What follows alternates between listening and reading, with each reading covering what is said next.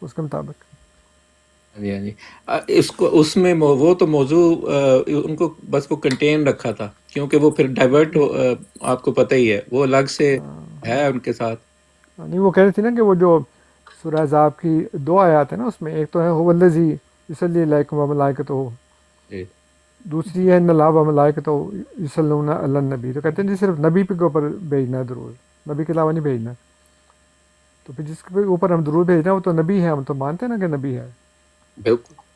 اور وہ ابن ماجہ کی حدیث ہے کتاب الصدقات کے اندر، تو اس میں وہ کہتے ہیں کہ مجھ سے عبداللہ ابن ابی اوفا نے بیان کیا کہ جب کوئی شخص اپنے مال میں سے صدقہ لے کر آتا تھا تو نبی کریم صلی اللہ علیہ وسلم اس پر درود بھیجتے تھے، اور جب میں اپنے مال میں سے صدقہ لے کر آیا تو حضور نے فرمایا اللہم صلی علی آل ابی اوفا. فتح اسلام صاحب نیچے لکھ رہے ہیں پرچے لکھے ہوئے ہیں. میرا پرچہ لیں. علیہ السلام کی ہم نے ان کو کہہ دیا تھا آپ کر لیں. اچھا ہاں جی سوری، ہاں جی مجھے یاد نہیں نا کہ آپ کا. ہاں جی وہ بھی ہونے والی ہے. چلو کوئی نہیں، آپ کو کیا ڈر ہے، اگر سیالوی وہ اس صاحب کا. تو مان گئے ہیں اور میرے باپ صاحبہ بھی نہیں مانی. اچھا سیالوی صاحب مان گئے. سیالوی صاحب سے میں بھیجوں گا وہ لنک، تھوڑی ڈسکشن ہے سوال و جواب کے رنگ میں. وڑائش صاحب اب اچھا چلے گئے ان کی براڈ میں، تو اچھا وہ ٹھیک. آپ کہہ لیں کہ ایک جز ان کا رہ گیا، اس پہ بھی انہوں نے فتویٰ نہیں دیا.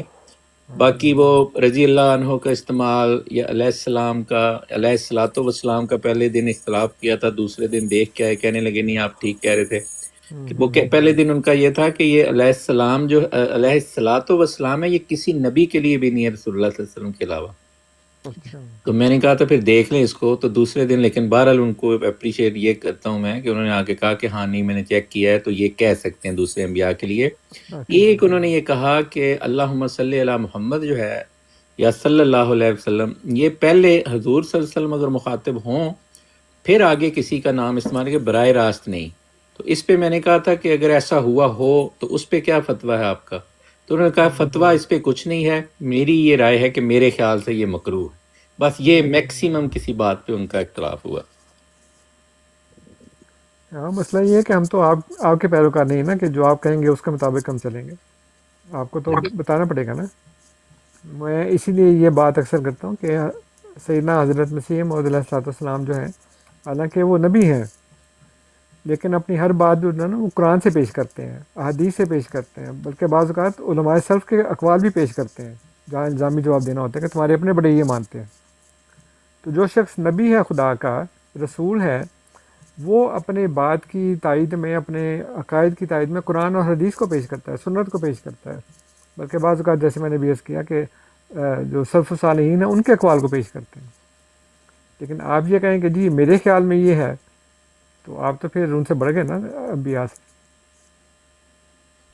بالکل.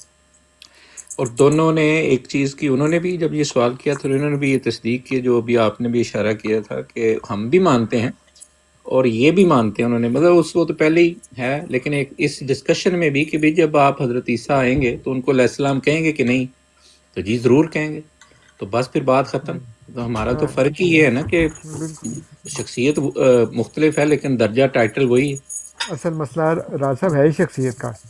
جی بالکل. باقی جو کچھ بھی کہنا ہے وہ جو ان کو وہ کہیں گے وہی ہم ان کو کہہ رہے ہیں. ایبسلیوٹلی.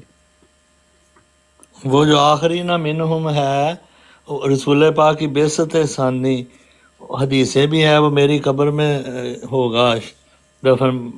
تو سب کچھ تو یہ مانتے ہیں، پھر علیہ السلام کہنے پہ ان کو پتہ نہیں کیا ہو جاتا ہے. جو قرآن جی کی بھی آیت ہے 4 درجے مل سکتے ہیں، جو بھی اللہ اور اس رسول کی اطاعت کرے گا، نبی، صدیق، شہید، صالح اور امثال علیہم میں ہم روز پڑھتے ہیں. تو یہ ساری باتیں اگر ملائی جائیں تو ان کو سمجھ آ جانی چاہیے. اور لیکن نا حضرت روز ایک دوسرے کو ملتے ہیں تو السلام علیکم کہتے ہیں نا. کہتے ہیں ہاں تو وہ مخاطب کا سیکھا ہے، علیہ السلام جو ہے وہ غائب کا سیکھا ہے، بس اتنا ہی بس. فرق ہے.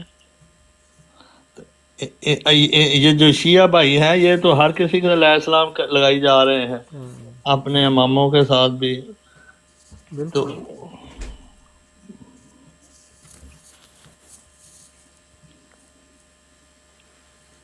آج میں گیا تھا، سیالوی صاحب سے بھی بات ہوئی تھی، اور رفع کا جسمانی مطلب کری جا رہے تھے. میں کہا نہیں جسمانی نہیں ہے، قرآن جیت کی پھر وہ یاد بھی دکھائیں تو وہ حدیث بھی سنائی بھی جو آج دن انکساری کرتا ہے اللہ اس کو ساتھ میں آسمان پہ اٹھا لیتا ہے. نہیں جی نہیں جی، باقی ساری بات ہو گئی تھی. میں کہا عیسیٰ علیہ السلام زمین پہ نہیں آ سکتے. سورۃ مائدہ کی جو آیت ہے وہ نیچے آنے نہیں دے گی قیامت سے پہلے، جیسے مرضی چڑھا لو. حضرت مسیح علیہ السلام نے لکھا ہے نا، بے شک تم ظاہری جسم بھی مان لو تب بھی نیچے نہیں آ سکتے. سورۃ مائدہ کی آیت کی آیت کی روح سے قیامت سے پہلے. شاہ صاحب فرما رہے ہیں کہ اہل بیت کے لیے علیہ السلام ہے. شاہ صاحب اگر ابھی آپ نے ہمارا 2-1 گھنٹے کا سیشن ہوا ہے وہ آپ نے اگر سنا ہے تو وہ اب پھر تو ٹھیک ہے، ورنہ میرا یوٹیوب کا لنک لگا ہوا ہے میری لائف پہ، تو وہ آپ سن لیجئے گا. وہ جو ہماری وہ محترمہ تھی جنہوں نے گفتگو کی ہے وہ تو آپ کے بیانیے کے خلاف بات کر رہی تھی. اب وہ آپ خود سن لیں گے تو آپ کو زیادہ پتہ چل جائے گا. نہیں، ہمیں تو انکار نہیں ہے کہ اہل بیت کے لیے علیہ السلام نہیں ہے، ہم تو نہیں کہتے، ضرور ہے. ہم ہم یہ نہیں کہتے ہیں کہتے کہ ان کے لیے مخصوص لیکن نہیں ہے، ہاں مخصوص نہیں ہے ان کے لیے، کسی کو بھی کہہ سکتے ہیں. جیسے میں نے ہاں بھی عرض کیا کہ جب روز ملتے ہیں ایک دوسرے کو السلام علیکم کہتے نہیں، بالکل جب ان کے لیے علیہ السلام کہہ دیں تو اس میں کیا فرق پڑتا ہے؟ بالکل. کسی کو بھی کہہ سکتے ہیں آپ. جی فتح اسلام بھائی بھی آ گئے ہیں، انزش بھائی بھی رہ گئے ہیں. جی فتح اسلام بھائی.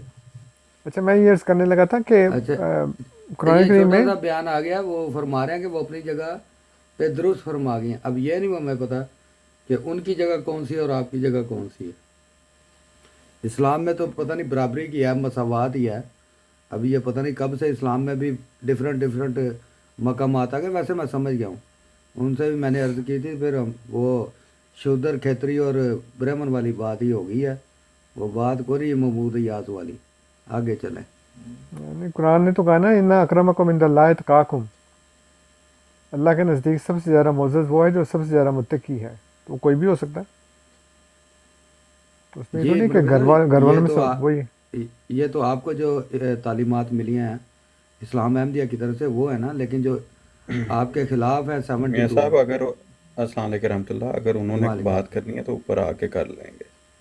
وہ نیچے بیٹھ کے وہ جو کہتے ہیں نا جی جی گیس لائٹنگ کر رہے ہیں بھائی، اگر وہ کرنا چاہتے ہیں کوئی بات، ان کے پاس کوئی دلیل ہے تو اوپر لا کے پیش کر دیں. ہاں نہیں نہیں کوئی شاہ بات نہیں، وہ صاحب اگر وہ آتے رہتے نیچے ہیں، اس میں کمنٹس کے اوپر بھی رات کو بھی تبصرہ ہو آئے جائے تھے. تو کوئی حرج نہیں. شاہ صاحب آ تو وہ جائیں اگر کہتے ہیں آپ نے آنا ہے تو. رات بھی کہتے آپ ہیں آئے تھے. اسلام میں مساوات نہیں ہے، درجات ہیں تقوی کے لحاظ سے. ہاں تو ٹھیک ہے، ہم نے کب کہا ہے؟ میں تو یہ کہہ رہا ہوں کہ درجات تو ہیں تقوی کے لحاظ سے، لیکن یہ کہاں لکھا ہے کہ صرف اہل بیت میں ہی تقوی ہے، باہر والوں میں تقوی نہیں ہے؟ تو کسی میں بھی ہو سکتا ہے نا.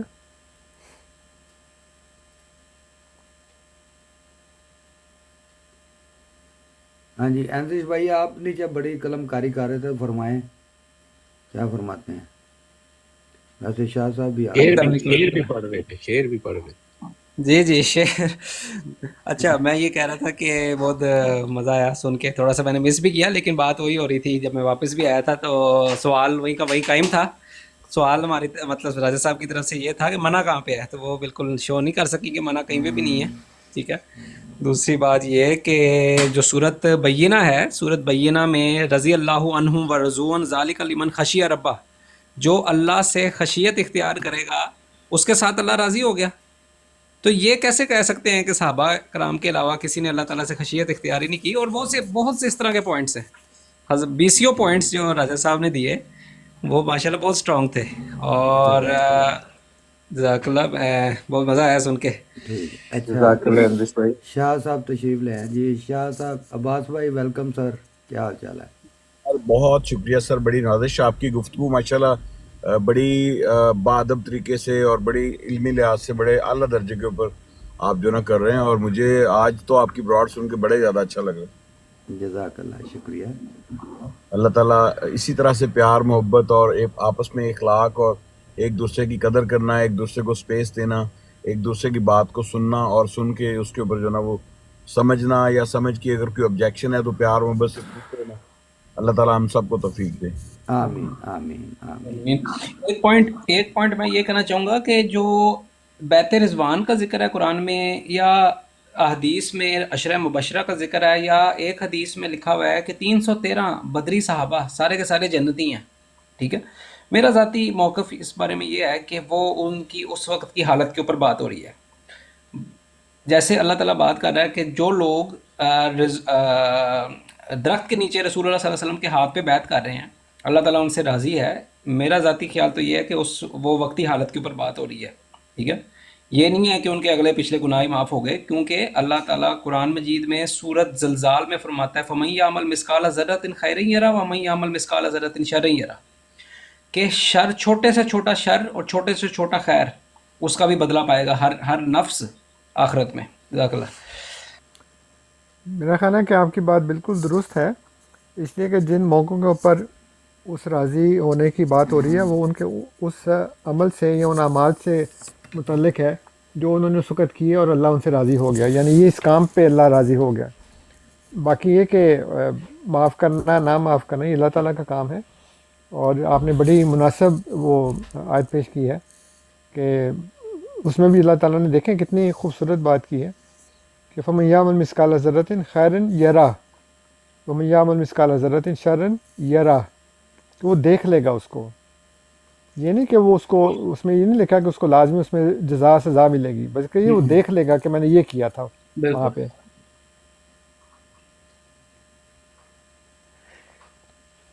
جزاک اللہ.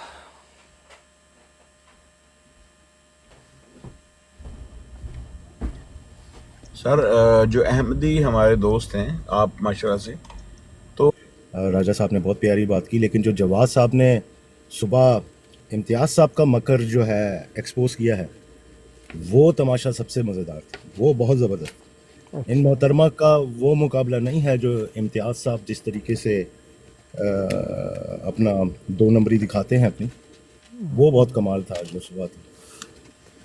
صحیح ہے. ابھی شاہ صاحب نے ایک سوال کیا تو اس کا جواب. ہاں جی، اس کا جواب یہ ہے کہ ہمارا جو مذہب ہے وہ تو اللہ تعالیٰ کی کتاب اور سنت رسول صلی اللہ علیہ وآلہ وسلم پر ہے، کہ جو اس میں لکھا ہے اور اس کے مطابق ہم یہ سمجھتے ہیں کہ جزا اور سزا اور جنت اور دوزخ جو ہے یہ اللہ تعالیٰ کے ہاتھ میں ہے. ہم تو کسی کے متعلق یہ ڈیفینیٹلی نہیں کہہ سکتے نا کہ وہ لازمی جنت میں جائے گا یا لازمی جہنم میں جائے گا، یہ اللہ تعالیٰ کا کام ہے. کیونکہ پہلی بات تو یہ ہے کہ ہم کوئی فتویٰ صادر نہیں کر سکتے کسی کے بارے میں، نہ ہمیں اس بات کی اجازت ہے. دوسری بات یہ ہے کہ اللہ تعالیٰ جو ہے وہ جج نہیں ہے، وہ مالک ہے.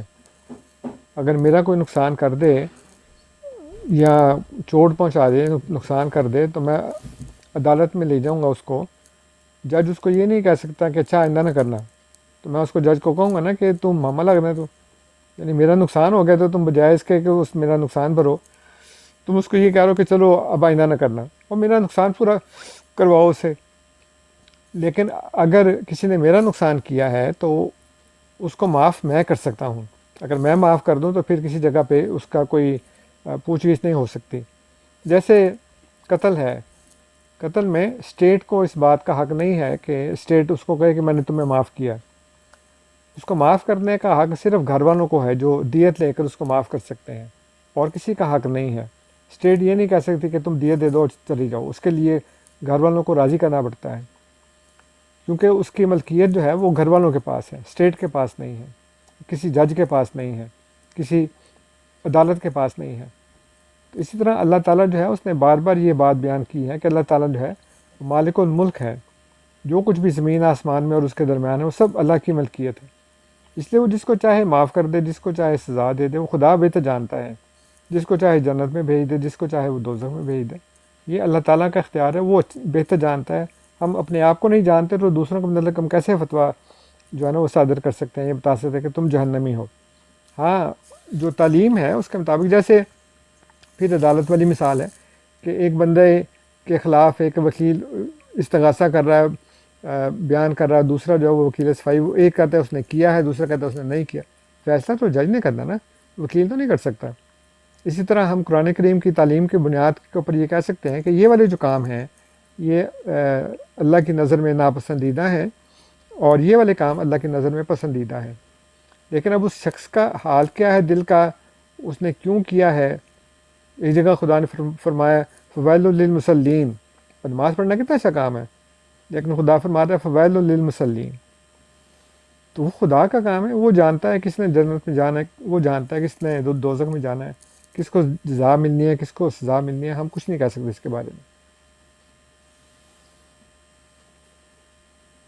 جی شاہ صاحب۔ سر آپ کا جو ہے نا جواب ماشاءاللہ بڑا واضح ہے، بڑا اچھا ہے۔ میں اس سوال کو ایک اور اینگل سے کر کے جو نا آپ کی رائے لینا چاہوں گا، اگر آپ اجازت دیں، تھوڑا سا ٹائم اور آپ کا چاہیے ہوگا۔ جی جی فرمائیں۔ اگر کوئی شخص ہے اور اس کا کوئی دین مذہب کچھ بھی نہیں ہے، نہ وہ یہودی ہے، نہ وہ عیسائی ہے، نہ وہ مسلمان ہے، نہ وہ احمدی ہے، نہ وہ کسی اور مطلب اس کا نا وہ خدا پہ بلیو ہی نہیں ہے، فار ایگزامپل ایک ایسا کوئی شخص ہے، اور لیکن ساری زندگی اس نے کوئی برا کام نہیں کیا، اس نے لوگوں کی مدد کی، لوگوں کے ساتھ کوآپریٹ کیا، راستہ پوچھنے والے کو راستہ دکھایا، بھوکے کو کھانا کھلایا، کسی ضرورت مند کی ضرورت پوری کی، تو ایسے شخص کے بارے میں آپ کی کیا رائے ہے، آپ کی نالج میں کیا ہے کہ کیا وہ جنت میں اللہ تعالیٰ اس کو داخل کریں گے، یا کہ اس کو اس لمیٹیشن میں رکھتے ہوئے کہ بھی وہ کیونکہ کسی مذہب کو فالو نہیں اس نے کیا، کسی فرقے کو اس نے فالو نہیں کیا، کسی عقیدے کو اس نے فالو نہیں کیا، یا میری پہچان نہیں اس نے کی، مجھ سے اس کا میرا تعارف اس کو نہیں ہوا، اللہ تعالیٰ بذات خود جو نا اس کو جسٹ ایز این ایگزامپل، تو اس لیے اس کو جو نا وہ دوزخ میں جانا چاہیے۔ Thank you sir. ایک تو اس کا میں نے پہلے جواب دے دیا ہے، اور وہ یہ ہے کہ کون دوزخ میں جائے گا کون جنت میں جائے گا، اس کا فیصلہ اللہ نے کرنا ہے، اور یہ صرف ایک کسی مذہب کو ماننے والے کے لیے نہیں ہے۔ مذہب سے مراد یہ ہے کہ جو آسمانی مذہب کو، جو ادیان اس وقت رائج ہیں، ان میں سے کسی مذہب کو ماننے والا ہے یا بالکل بھی نہیں مانتا ہے۔ دوسری بات یہ ہے کہ ہر انسان کسی نہ کسی راستے پر چلتا ہے، اور وہ مذہب ہوتا ہے، کیونکہ ذاہبہ کا مطلب ہوتا ہے چلنا یا وہ چلا، اور ذاہب کہتے ہیں چلنے والے کو، تو جس راستے پر چلتا ہے وہ مذہب ہے۔ اب یہ مذہب یا تو کسی آسمانی صحیفے کی بنیاد پر ہے یا انسان کی اپنی عقل پر ہے، تو مذہب کے بغیر تو کوئی بھی نہیں ہے۔ دائریہ بھی ایک مذہب پر چلتا ہے، لیکن اس کا اپنا خود ساختہ مذہب ہے، یا معاشرے نے اس کو جو دے دیا ہے۔ آپ نے یہ فرمایا کہ ایک آدمی ساری زندگی اچھے کام کرتا ہے، برا کام کوئی بھی نہیں کرتا، تو مسئلہ یہ ہے کہ آپ کو پتہ ہوگا کہ جو دائرہ ہوتا ہے نا، اس کے 360 درجے ہوتے ہیں۔ آپ اگر کھڑے ہیں یا کوئی بھی انسان کھڑا ہے تو وہ اپنے سامنے اپنے آنکھ کی ایک کونے سے دوسرے کونے تک دیکھ سکتا ہے، یہ گویا کہ 180 درجے ہے، لیکن جو پیچھے والا 180 ہے وہ نہیں دیکھ سکتا۔ اس لیے وہ لوگ جو دنیا میں کام کرتے ہیں اچھے، وہ صرف آگے والا 180 دیکھتے ہیں، پیچھے والا 180 وہ نہیں دیکھ سکتے، اور وہ ہے حیات بعد الموت۔ اور اللہ تعالیٰ نے قرآن کریم میں کئی جگہ اس بات کو بیان فرمایا ہے کہ جزا اور سزا یہاں بھی ہے، لیکن اصل جزا اور اصل سزا جو ہے وہ آخرت میں ہے۔ جیسے ہٹلر نے بہت برے کام کیے، یا دوسرے لوگوں نے، چنگیز خان، ہلاکو خان وغیرہ نے بہت قتل عام کیا، اور کوئی اگر پکڑا گیا، جیسے پاکستان میں ایک بندہ تھا غالباً جاوید اقبال اس کا نام تھا، تو اس نے کتنے ہی معصوم بچوں کو تیزاب کے اس میں ڈرام میں ڈال کر مار ڈالا۔ اب اس کو کیا سزا ملی؟ یا کوئی بھی انسانیت کا بھیانک سے بھیانک جرم کرے گا، کیا سزا ملے گی؟ زیادہ سے زیادہ اس کو مار دیں گے، پھانسی دے دیں گے، گولی مار دیں گے، لیکن یہ تو کوئی سزا نہیں ہے نا، جتنے اس کے بڑے بڑے جرائم تھے اس کے۔ تو اصل سزا جو ہے وہ آگے جا کے ملے گی۔ اس طرح وہ لوگ جو نیکی کے کام کرتے ہیں، چاہے وہ مسلمان ہوں یا نہ ہوں، مثلا مدر ٹریسا ہے، عبدالستاریدی صاحب تو خیر مسلمان ہیں، اس کے علاوہ پاکستان میں ایک جرمن خاتون تھی، ابھی چند سال پہلے ان کا انتقال ہوا ہے، رتھ فاؤ، تو وہ بڑے انہوں نے انسانیت کے کام کیے، تو ان کو جزا آگے ملے گی جا کے۔ اس لیے جو حیات بعد الآخرت، حیات بعد الموت ہے نا، وہ ایک بہت اہم جز ہے۔ اب دو سچویشنز ہو سکتی ہیں، ایک تو اس بندے کو اس کے بارے میں پتہ ہی نہیں چلا، بالکل کسی نے بتایا ہی نہیں، تو ظاہر ہے کہ اللہ تعالیٰ اسے اس طریقے سے تو پوچھ گچھ نہیں کرے گا۔ لیکن ایک وہ شخص ہے جس کو پتہ چلا، یا جو بندے سوچتے ہیں، جو سمجھتے ہیں، اسی لیے اللہ تعالیٰ نے فرمایا کہ یہ جو خدا نے تم کو سماعت دی ہے، یہ جو بصارت دی ہے، اور یہ جو تمہیں سوچنے سمجھنے کے لیے دل دیا ہے، تو کلو لائق کانا انہو مسئولہ، ان سب کے بارے میں پوچھا جائے گا۔ یہ جو اللہ تعالیٰ نے ہمیں فیکلٹیز دی ہیں، وہ فیکلٹیز دی اس لیے ہیں کہ ہم سنیں، ہم دیکھیں اور ہم اس کے اوپر غور و فکر کریں.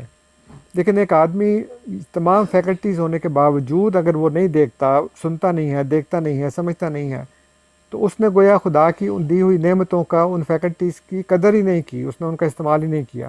تو ظاہر ہے اس کے اوپر وہ پوچھا جائے گا، جیسے خدا نے کہا کہ کلو لائے کا کانا انہ مسئولہ، کہ اللہ تعالیٰ ان سے اس کے بارے میں پوچھا جائے گا کہ میں نے تمہیں یہ دیا تھا. مثلا میں اگر کسی کو پیسے دوں، انویسٹمنٹ بینکر کو یا بندے کو، میں کہوں یاد اس کو تم انویسٹ کر دو، اور سال کے بعد میں اس کو پوچھنے جاؤں تو مجھے میرا 10,000 کا 10,000 واپس کر دے کہ یہ آپ کے پیسے ہیں، میں نے اس میں کوئی چوری نہیں کی، کوئی خیانت نہیں کی، کچھ بھی نہیں کیا. تو میں کہوں بھائی اس کو تو میں اپنے پاس رکھ سکتا تھا، میں نے تمہیں اس لیے دیا تھا کہ تم اس کو انویسٹ کرو تاکہ اس کا مجھے پرافٹ ملے. تم نے مجھے ویسے کے ویسے پکڑا دیے، بڑے نیک بن رہے ہو کہ دیکھیں جی آپ کا 10 کا 10 میں نے واپس کر دیا، میں نے تو اس میں کوئی بددیانتی نہیں کی، کوئی چوری نہیں کی، کوئی خیانت نہیں کی، کچھ بھی نہیں کیا، تو مجھے کیا فائدہ ہوا اس کا. تو یہی بات ہے کہ اللہ تعالیٰ نے جو فیکلٹیز دی ہیں اس کو خدا نے کہا ہے کہ تمہیں یہ آنکھیں کان دی ہیں، سماعت اور بصارت اور قلوب دیے ہیں، اس کو سوچو سمجھو غور کرو. لیکن اگر وہ نہیں کرے گا تو اتنا تو پوچھے گا نا خدا اس سے کہ میں نے تمہیں سارا کام دیا تو تم نے کیا کیوں نہیں یہ کام.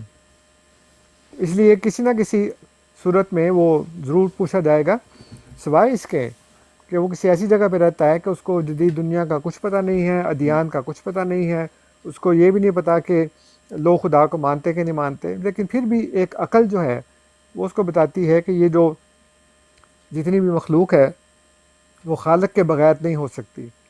تو خالق کی تلاش کرنی ہے، اس کو سوچنا سمجھنا ہے وہ کون ہے، اس نے مجھے کیوں پیدا کیا ہے، میری پیدائش کا مقصد کیا ہے. تو یہ ساری باتیں انسان کے سوچنے سمجھنے کے لیے ہیں، غور کرنے کے لیے ہیں. لیکن جیسے میں نے عرض کیا کہ اگر افریقہ کے جنگلوں میں یا امیزون کے جنگلوں میں یا جو انڈیجینیس لوگ ہیں ان کو کچھ پتہ نہیں چلا تو وہ ظاہر ہے کہ خدا کے نزدیک وہ اس طرح پوچھے جانے کے والے نہیں ہیں.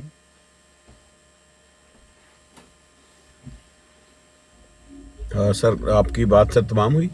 جی سر اس میں نا پھر بھی تشنگی رہ گئی ہے باقی. لائک آپ نے مطلب جو ہے نا کیٹیگوریکلی نہیں کہا یا گائیڈ کرنے کی کوشش نہیں کی. آپ کے منہ سے یہ فکرہ یا یہ جملہ یا یہ لفظ یا یہ الفاظ نہیں ملے کہ اگر کوئی بندہ دنیا کے کسی بھی دین مذہب کو فالو نہیں کرتا اور آن دی ادر ہینڈ وہ بندہ کوئی غلط کام یا کوئی گندا کام یا کسی کی دل آزاری نہیں کرتا بلکہ لوگوں کی مدد کرتا ہے، لوگوں کے ساتھ جو نا اچھے طریقے سے اچھے اخلاق سے پیش آتا ہے، تو ایسے بندے کے لیے کیا جنت ہے یا وہ بھی دوزخ میں ہی جائے گا؟ میرا سر یہ مطلب جو نا وہ موقف ہے. مثال کے طور پہ کچھ ہمارے ایتھیسٹ ہیں یا کچھ ہمارے ملحد دوست ہیں، وہ کہتے ہیں کہ جی ہمیں نہیں پتا کہ کوئی مذہب ہے، یہ بگ بینگ تھیوری ہے، یہ ڈارون کا کوئی ایسی معاملہ ہے، یہ جناب یہ تو خود بخود ہی کائنات. لیکن ہم جو ہے نا وہ لوگوں کی مدد کرتے ہیں، کسی کی میڈیکل کی ضرورت ہے تو اس کو دوائی لے دیتے ہیں، کسی کو کوئی پھل فروٹ کی ضرورت ہے تو اس کو ہم وہ دے دیتے ہیں. تو ایسے لوگوں کا جو ہے نا وہ دوسرے لفظوں میں کہہ لیں کہ کیا سوچتے ہیں آپ، کیا کہتے ہیں کہ انجام ان کا جو ہے وہ جنت ہوگی بعد از موت یا کہ پھر یہ لوگ دوزخ میں جو ہے نا وہ جائیں گے؟ Thank you sir. دیکھیں جی میں نے اس کا پہلے بھی جواب دیا تھا، پھر بعد میں بھی جواب دیا ہے، اور بڑے کیٹیگوریکل طریقے سے میں نے بتایا ہے کہ جنت میں یا دوزخ میں بھیجنا یہ اللہ کا کام ہے، ہمارا کام نہیں ہے. لیکن ایک بندہ جو ہے وہ خدا کو مانتا ہی نہیں، وہ حیات بعد الموت کو مانتا ہی نہیں، تو وہ یہ کیسے سوال کر سکتا ہے کہ میں مرنے کے بعد جنت میں جاؤں گا یا جہنم میں؟ اس لیے کہ جب خدا ہے ہی نہیں تو نہ جنت ہے نہ جہنم ہے، مر گئے تو بس ختم ہو گئے. اور یہ تو کفار کی بات اللہ تعالیٰ نے بیان کی نا کہ وہ بڑے حیران ہو کے کہتے ہیں اچھا ہم مر جائیں گے، ہڈیاں ہماری گل سڑ جائیں گی، پھر ہم دوبارہ زندہ کی جائیں گی، تو بڑی عجیب بات ہے. تو ایسا شخص جو ہے جو خدا کو مانتا ہی نہیں، جو یہ مانتا ہی نہیں کہ میں مرنے کے بعد اٹھایا جاؤں گا اور میرے اعمال کے بارے میں جو ہے نا وہ پوچھا جائے گا، اچھے کام کیے ہوں گے تو مجھے جزا ملے گی، برے کام کیے ہوں گے تو سزا ملے گی، جب وہ مانتا ہی نہیں تو ایسے شخص کے بارے میں وہ کم از کم خود تو نہیں کہہ سکتا. اب آپ اس کے وکیل بن کر یہ پوچھ رہے ہیں کہ وہ کہاں جائے گا، پھر میں نے پہلے بھی بتایا ہے کہ وہ کہاں جائے گا کہاں نہیں جائے گا یہ اللہ کا کام ہے، ہم نہیں اس کے بارے میں کچھ بھی کہہ سکتے. ہاں اتنا خدا نے کہا ہے کہ انی لا اضیع عمل عامل منکم من ذکر او انثی، اللہ تعالیٰ کسی کا عمل ضائع نہیں کرتا، چاہے وہ مرد ہو یا عورت ہو، مذکر ہو یا مؤنث ہو. اللہ تعالیٰ تو کسی کا نیک عمل ضائع نہیں کرتا.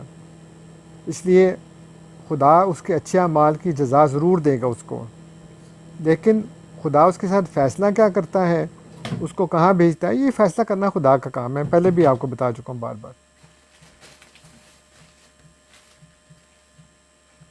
اچھا سر ملک صاحب بے حد زیادہ شکریہ۔ میں سر آپ کے سامنے سورہ بقرہ کی ایک جو ہے نا وہ آیت مبارکہ دینا چاہوں گا اور اس کے اوپر آپ کے سر کامنٹ لینا چاہوں گا۔ سورہ بقرہ میں کائنات کا مالک فرماتا ہے کہ وَبَشَّرِ الَّذِينَ آمَنُوا وَعَمِلُوا الصَّالِحَاتِ أَنَّ لَهُمْ جَنَّاتٍ تَجْرِي مِن تَحْتِهَا الْأَنْهَارُ كُلُوا مَا رِزْقًا رَازِقُوا مِنْهُمَا کل معروض کو من ہم، ہاں جی، من ثمر من ثمرۃ، قالوا هذا الذي رزقنا من قبل، رزقنا من قبل واتو، اس طرح سے کر کے جی وَهُمْ فِيهَا خالدون، اس طرح سے کر کے آیت ہے۔ جی تو اس کے مطابق جو ہے نا اس میں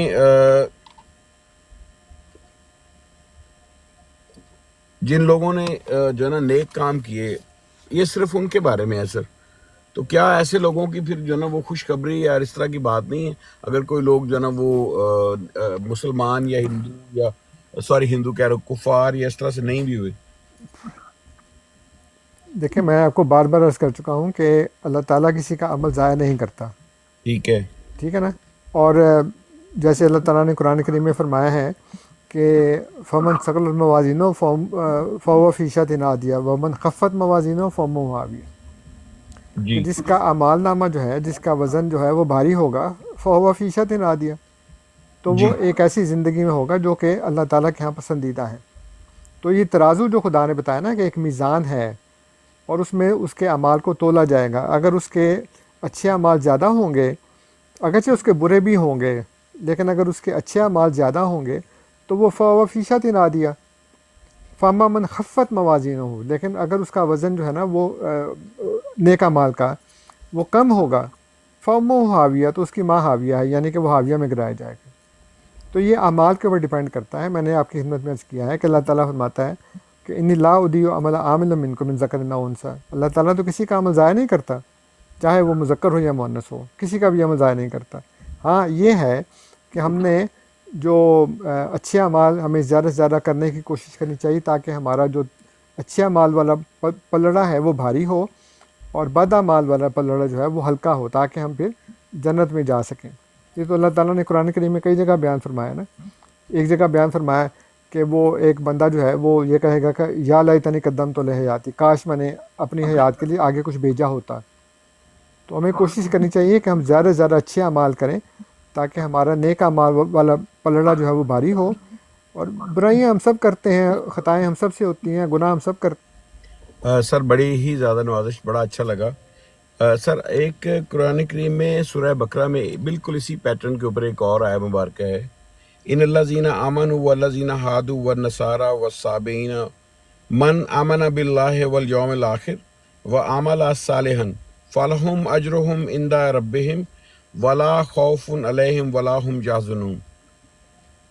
اس کے بارے میں سر تھوڑا سا اگر میں بھی آپ کو جو ہے نا اس میں کوئی گائیڈ کرنے میں مجھے یا باقی جو دوست ہیں، باقی دوستوں کا تو خیر اس میں جو ہے نا وہ شاید کیونکہ ان کے ذہن میں یہ سوال تھا نہیں تو میں بھی انٹرسٹ نہ ہو، لیکن میں سر میری رہنمائی کے لیے جاننا چاہوں گا کہ کیا جو وعدہ کر رہا ہے پروردگار کہ جو لوگ صالح عمل کرتے رہے اور جو لوگ یہودی ہوئے یا جو لوگ نصارہ ہوئے یا عیسائی ہوئے دوسرے لفظوں میں کہہ لیں، اور جو لوگ ایمان لائے، ان کے لیے رب کی طرف سے جو ہے نا وہ جزا ہے اور ان کے لیے رب کی طرف سے جو ہے نا وہ مہربانیاں ہیں اور ان کو پریشان ہونے کی کوئی ضرورت نہیں ہے، ولا ہم یحزنون۔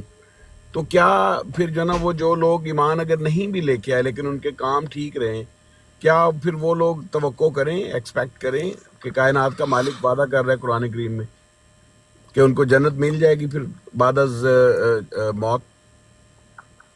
یہ والی جو آیت ہے نا، اس کے متعلق بہت لوگوں میں غلط فہمیاں ہیں اور اکثر مجھ سے یہ سوال ہوتا ہے، اور دوسرے جو ہمارے ہیں علم دوست حضرات ان سے بھی یہ سوال ہوتا ہے۔ اس کے اوپر اگر آپ غور کریں تو اللہ تعالیٰ یہ فرماتا ہے کہ ان الذین آمنوا، وہ لوگ جو ایمان لائے، والذین ہادوا والنصارى والصابئین من آمن باللہ، دیکھنا پہلے کہا ان الذین آمنوا، پھر بعد میں کہا من آمن باللہ والیوم الآخر، کہ جو اللہ پر ایمان لایا اور یوم آخر پر ایمان لایا، اس کا کیا مطلب ہے؟ اس کا مطلب یہ ہے کہ اللہ کو ماننا صرف اس لیے نہیں کہ اللہ ہے، کہ ہاں ٹھیک ہے جی اللہ ڈز ایگزسٹ، یہ مطلب نہیں ہے۔ ہمیں اس کی ذات پر صرف ایمان نہیں لانا، بلکہ ہمیں اس کی صفات پر بھی ایمان لانا ہے مکمل طور پر۔ اور اگر کوئی ایمان والا ہے اور کوئی یہودی ہے، کوئی نصارہ میں سے ہے، کوئی صابی ہے، جو بھی اللہ پر ایمان لائے گا، اللہ پر ایمان لانے کا مطلب یہ ہے کہ اللہ تعالیٰ وقتاً فوقتاً اب ہماری ہدایت کے لیے اپنے رسول بھیجتا رہے گا، اور وہ کتاب بھیجے گا، وہ ملائکہ کے ذریعے کتاب بھیجے گا، اس رسول کو بھیجے گا تاکہ وہ ہماری اصلاح کریں، تاکہ وہ ہمیں اللہ تعالیٰ کے قریب کریں۔ والیوم الآخر، اور یوم آخر پر بھی۔ اب یوم آخر پر ایمان لانے کا مطلب یہ ہے کہ میں ہر وقت یہ اپنے دل میں یہ خیال کرتا ہوں کہ میں جو بھی کام کر رہا ہوں نا، اس کے کانسیکوینسز ہوں گے۔ اچھا کام کروں گا تو اس کی جزا ہے، برا کام کروں گا تو اس کی سزا ہے۔ وہ جزا سزا کب ملے گی؟ وہ یوم آخر میں جا کے ملے گی۔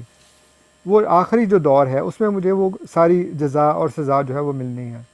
اس لیے یہاں پہ صرف یہ کہنا کہ یہودی ہو اور عیسائی ہو اور صابی ہو اور اللہ پر اور یوم آخر پر ایمان رکھے اور پھر عمل صالح کرے، صرف ایمان لانا کافی نہیں ہے، بلکہ اللہ کی ذات پر کے ساتھ ساتھ اس کی صفات پر ایمان رکھنا ہے۔ میں اللہ کو تو مانتا ہوں، لیکن میں یہ کہتا ہوں کہ اللہ ہماری حالت بہت خراب ہے، لیکن اللہ کسی نبی کو نہیں بھیجے گا، جیسے ہمارے غیر احمدی بھائیوں کا ہے کہ جی حالت بہت خراب ہے، سارے لوگ اعتراف کر رہے ہیں، واویلا مچا رہے ہیں، مر گئے، لٹے گئے، کک نہیں رہا ساڈا، اس کے باوجود وہ کہتے ہیں اللہ کسی کو نہیں بھیجے گا۔ اس کا مطلب یہ کہ آپ اللہ کی صفات پر ایمان نہیں رکھتے، کہ ہماری حالت اتنی خراب ہے، اس حالت سے جو پہلے لوگوں میں ہوتی تھی اس کے لیے تو خدا دڑا دڑ رسول بھیجا کرتا تھا۔ اب ہماری حالت ان سے بھی زیادہ خراب ہے، لیکن اب اللہ کسی کو نہیں بھیجتا۔ اور پھر اعمال ایسے کرتے ہیں کہ کسی کو گویا حساب کتاب کی کوئی پرواہ ہی نہیں ہے، جیسے خدا نے سورہ نبا میں فرمایا انہم لا یرجون حسابا وکذبوا بآیاتنا کذابا۔ ان کو حساب کتاب کی کوئی پرواہ ہی نہیں ہے، ان کے دل میں یہ ہے ہی نہیں کہ ہمارا کبھی حساب بھی ہوگا۔ اس وقت جو عام لوگوں کی حالت ہے کہ وہ ایسے دھڑلے سے سارے کام کرتے ہیں کہ ان کو اس بات کا خوف ہی نہیں ہے کہ ہم نے مر کے خدا کے حضور پیش ہونا ہے، دولت پہ دولت جمع کرتے جا رہے ہیں، اقتدار کی ہوس ہے، پیسے کی ہوس ہے، لیکن ان کو خوف ہی نہیں ہے کہ ہم نے مر کے خدا کے حضور پیش ہونا ہے۔ کوئی یوم آخر کا ان کو کوئی حساب کتاب نہیں ہے، اس لیے عمل صالح نہیں کرتے۔ تو خدا نے کہا ہے کہ ان الذین آمنوا والذین ہادوا والنصارى والصابئین من آمن باللہ والیوم الآخر وعمل صالحا فلا خوف علیہم ولا هم یحزنون۔ ایمان کے ساتھ اعمال صالح پورے قرآن میں دیکھ لیں، جہاں پہ بھی ایمان کا ذکر ہے وہاں اعمال صالح کا ساتھ ذکر ہے۔ صرف یہ کہنا کہ میں مسلمان ہوں اور میں اعمال صالح نہ کروں۔ اسی طرح جو یہودی ہے، جو عیسائی ہے، جو صابی ہے، وہ اگر اللہ پر ایمان رکھے گا تو اس کو یہ پتہ ہونا چاہیے کہ اللہ پر ایمان کا مطلب ہے کہ اللہ تعالیٰ کی تمام صفات پر ایمان، وہ ہماری ہدایت کے لیے رسول بھیجتا ہے۔ پھر جب وہ کوئی بندہ کہے گا کہ میں خدا کا رسول ہوں تو وہ اس کا انکار نہیں کرے گا، وہ کہے گا کہ ہاں خدا کی کتاب کے مطابق جو تمہارا سچے ہونے کا معیار اس کے اوپر تم پورے اترتے ہو، اس لیے میں تمہیں مانتا ہوں۔ پھر وہ سوچے گا کہ میں اعمال کرتے وقت اس بات کا خیال رکھوں کہ میں جو کر رہا ہوں اس کا مجھے نتیجہ بھگتنا پڑے گا۔ تو یہ سارے جو کام ہیں درجہ بدرجہ اس کو دیکھ کر سوچ سمجھ کر پھر انسان اعمال صالح کرتا ہے، تو پھر اس کو خوف اور غم نہیں، یہ ہے اس کا مطلب۔ جی سر اس احمد میں جو آپ اس شاہ صاحب ایک کوشچن کے سیکنڈ، بارے شاہ جی صاحب جی ایک بسم اللہ سیکنڈ۔ سر، بسم اللہ جی سر، بسم اللہ۔ احمد بھائی ویلکم، السلام علیکم، اور فتح اسلام بھائی آپ کو بھی ویلکم، السلام علیکم۔ جی وعلیکم السلام، میاں صاحب تسی جاری رکھو، سن رہے ہیں۔ اچھا اچھا اچھا میاں صاحب، جی نیچے ایک بھائی ہیں وہ پاکستان سے ہیں، وہ کہہ رہے ہیں میں اوپر نہیں آ سکتا پاکستان میں ہونے کی وجہ سے، تو وہ کہہ رہے ہیں میرا سوال پوچھ دیں۔ ان کا سوال میں پوچھ دوں مربی صاحب سے؟ پوچھ لیں۔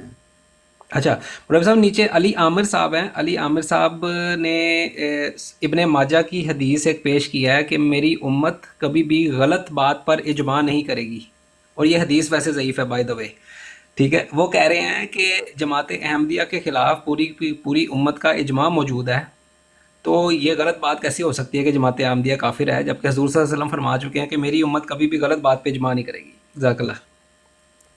دیکھیں جی، ہر بات کا جو معیار ہے نا وہ تو اللہ کی کتاب ہے نا، قرآن مجید۔ تو اگر امت قرآن مجید کے خلاف اجماع کر لے گی تو اس کا مطلب ہے انہوں نے غلط بات پر اجماع کر لیا ہے۔ آپ نے خود ہی بتا دیا کہ یہ حدیث جو ہے وہ ضعیف ہے۔ تو اصل مسئلہ یہ ہے کہ قرآن کریم کیا کہتا ہے. تو وہ امت کیسے ہو سکتی ہے جو خود تفرقوں میں بٹی ہوئی ہے؟ تو امت تو ہے ہی نہیں، امت تو موجود ہی نہیں ہے کسی جگہ پہ. اس لیے کہ امت کہتے ہیں وہ جو ایک پوائنٹ کے اوپر یا کسی شخصیت کے اوپر یا کسی عقیدے کے اوپر اکٹھے ہوں.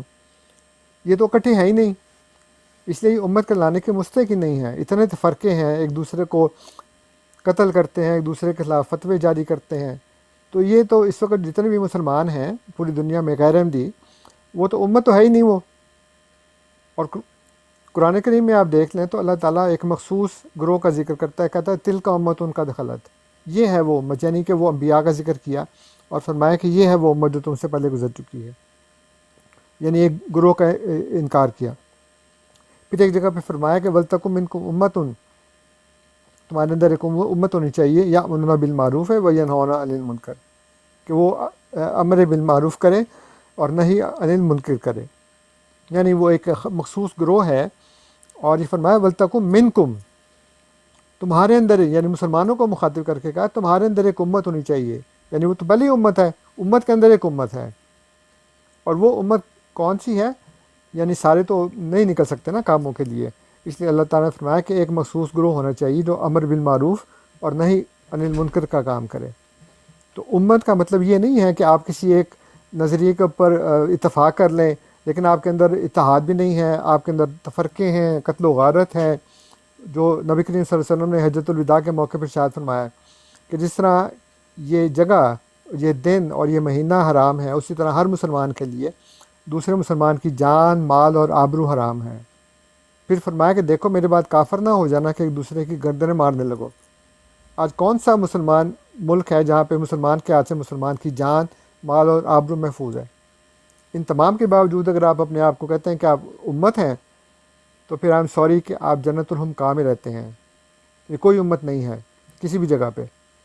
لیکن بنیادی بات یہ ہے کہ اس کا جو معیار ہے صحیح غلط ہونے کا وہ کیا ہے؟ وہ تو اللہ کی کتاب ہے.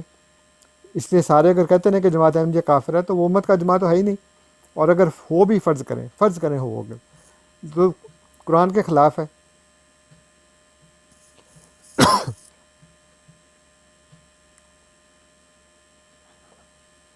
میں ایک بار جلدی سے بتا دوں، نیچے جو لوگ کہہ رہے ہیں کہاں پہ لکھا ہوا ہے یہ حدیث ضعیف ہے، یہ بھائی جان سننا.com پہ آپ چیک کریں حدیث کی تخریج، اسلام 360 پہ بھی چیک کر لیں حدیث کی تخریج، دونوں جگہ پہ لکھا ہوا ہے حدیث کی روایت ضعیف ہے.